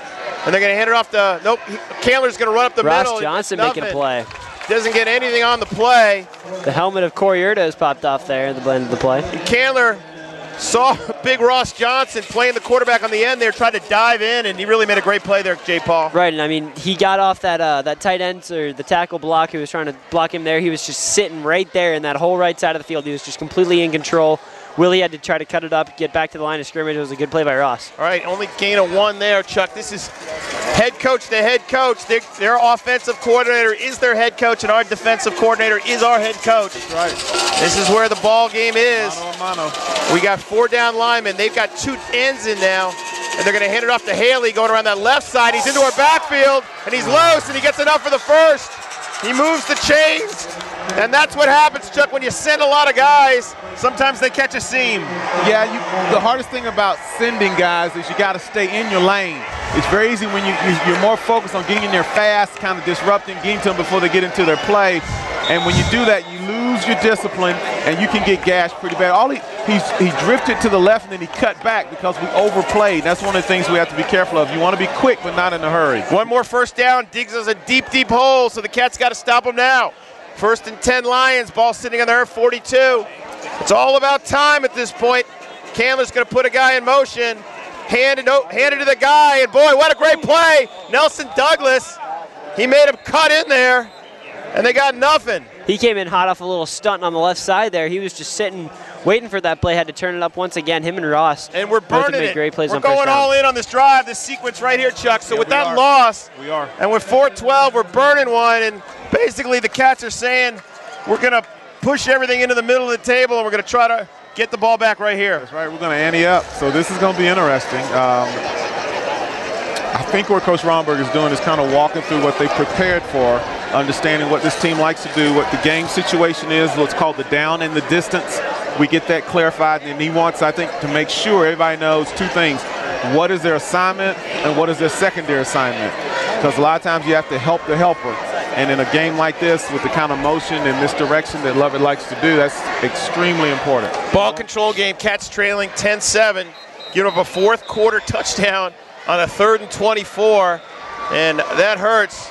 But we ain't out of it yet, and I know that's not proper English, but I'm saying it anyway, J. Paul. Absolutely. You know, we got a couple English lectures today on the intricacies of Hamlet, so maybe we can see some syntax. Some syntax. Why don't you throw a little Hamlet at us right now? Little Hamlet. We had that ghost scene today. Throw us a little Hamlet. Well, Hamlet's a tragedy, so I don't know how. I surely don't think it'll be fitting for the Cats. Maybe for the Lions. Well, you threw it at us. We by hope so. Just telling us the plot. All right, here goes Cats. 2nd and 11. 1 timeout for the Cats, trailing by 3 with 4:12. Sending blitz, showing everybody. Quarterback keeper. Uh-oh. He's going to run up the middle, but there we he stop is. him. After a gain of 3, we'll probably burn another. 4:04, 4:03. And we burn one with 4:01, so clock stop. That's all we got. 3rd and 8. We got to stop them here, or the game is going to look like it's in a deep hole here, Chuck. Yeah, it's going to make it tough to climb out. This is where they're playing possum with us, too. They're keeping the ball in bounds. They're running straight up the field, working the clock, making us have to use our timeouts, kind of banking on the fact that they've saved one. And so now what they're trying to believe in is even if they get the ball, if we get the ball back, that they think they could either get a stop or we won't have quite enough time to drive the length of the field, which means we'll have to go for bigger plays, which makes us a little bit more vulnerable. 4:01 is plenty of time if we're able to stop them on this play. This is really the game right here. If they are able to get a first down, Cats are going to be in a deep hole, and even if we stop them, we may not have enough time. So this is your ball game. 3rd and, let's call it 7.5. I'm taking the 10 yards. I'm dividing by 4. Not a bad bet for the Wildcat defense, but I mean, you got to trust your team to make a 3rd and 8 stop. I mean, it's 8 yards. It's a good distance. You can play pretty conservatively with your defense. Try to keep them out of that out of your own territory at the 50. Got to get to the 48 with the ball sitting on the 40. They got to. Fans are on their feet. 47 3/4. The Cat fans are all rising as one with 4:01 to go. Cats got 3 down linemen. We got Cameron running with their motion guy. They're in a gun. Here come the backers. Quarterback keeper. We stop them. We stop them back at the 35. We're alive. We've got a pulse. We got a digit on the machine, Chuck. Could not have been a better play. I mean, a loss of 4 or 5 yards. 3 Wildcats flocking to that quarterback. They weren't fooled by any of the fakes. I mean, beautifully done. It'll be 4th and about 11 or 12. Yeah, and they'll be kicking Cole with Haverty the ball back. at about the. We haven't been able to do anything all game, so they're going to probably kick it. So they're going to kick it at about 3:20. Cats got the block on. Didn't get him, but he didn't rough. Cole is going to try to get a return. No fair catch. So the Cats got life. They say there's no comeback, there's no second chances in life, and I don't believe it, Chuck. I think there is, and here we go right now. Cats got 9 lives, so we're going to see what we got here. Well played. I think we've used about 8 of them tonight. That's right. All we need is 1. No, all right. So with 3:18 to go, the Cats are down to their last sequence. 4 down territory. And when you look at the live stats here by Neil Isardi, you see, I mean, it's the Lovett offense very well shifted towards the rush, and that's an interesting thing to see based on, Coach Musham's quote earlier saying it's really all about the run for us. And Chuck, don't forget about the magical toe of 82. That's right. We got the weapon, and Jake's going to look to throw. They're blitzing. We got a screen set up. Go, Nigel. He's trying to get a block out of that big guy. He couldn't. He was dancing around him. He was doing a dance around big number, I believe, 63. Couldn't get around him. Too much girth there, Chuck. We were confused. We were trying to get set up to do a wedge, and one blocker was going to block, and the other was looking for somebody. In that moment, all you got to do is just go downfield, let the running back get behind you, and make a play. But we got 4, so 2nd and 6, 2:42. Jake rolling right, and there's a flag on the far side, probably motion on the Cats. Clock is stopped. Spencer Lee was pursuing Jake Forty's blindside on that. He came in hot off a little stunt. Yep, and maybe that's the same guy who jumped it a little earlier. Spencer Lee won. Captain for the Lions. Running around that right side. Not a big kid, only 5'7", 153. Wow. But he's got wheels there, Jay Paul, and he was untouched coming around that right side. Right, I mean, that's a little scary, but, we got a little – oh, it was blown dead, but it looks like we'll get called for a short loss. Yep, no, 2nd and 11, 2:42, clock ticking. They started to back up. Jake in the gun, 3 right. Then he's going to roll right. That guy is blitzing again. Got to throw it, Jake. And he's sacked by that guy we talked about. That hurts. He ran all the way back untouched. So 2:27, 2:26. Cats looking at 3rd down. Got a hop here, Cats. He couldn't see him. This is where you got to really pull something out of your hat. I mean, here we go. Cats looking at 3rd down. They're looking at their wrists. All bunch of offensive players have got things written down. 211, 210, only rushing 4 guys. It looks like they're going to blitz a guy on the left side.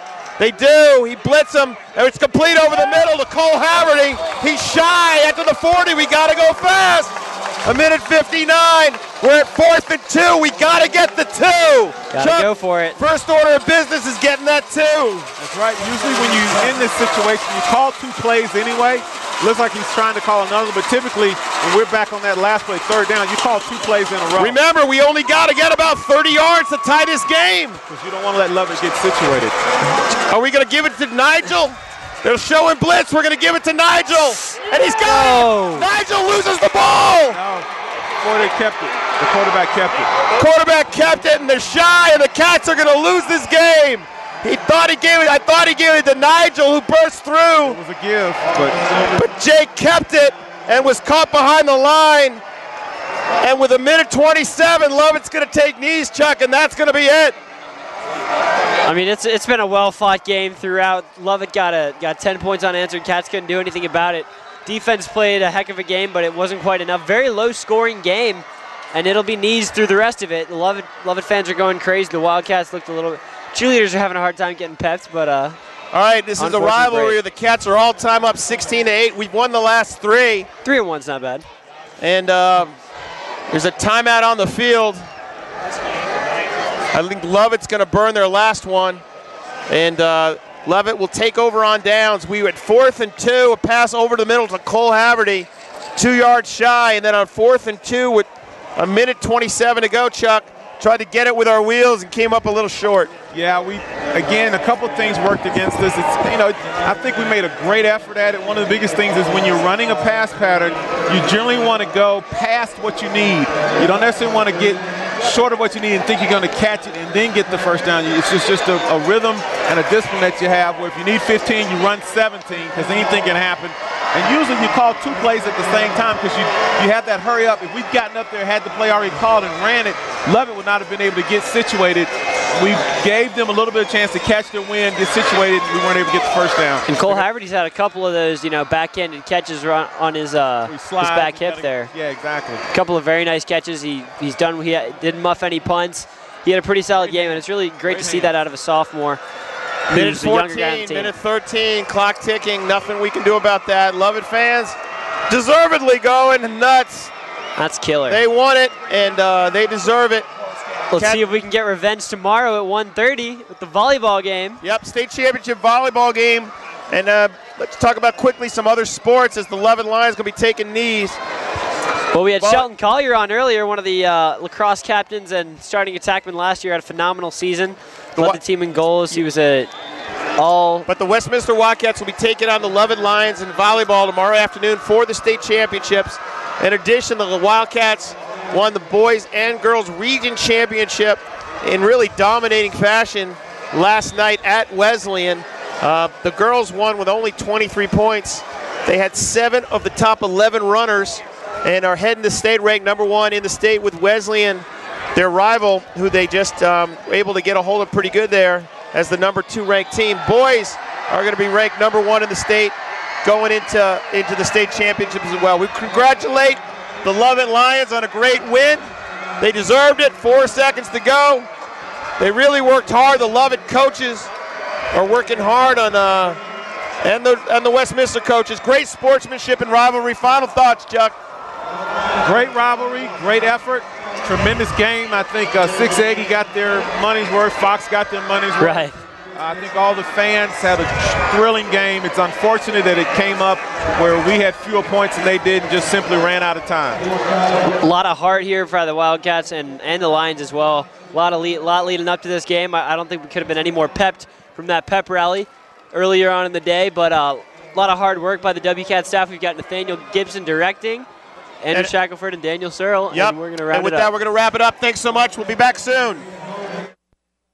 This is as big as it gets.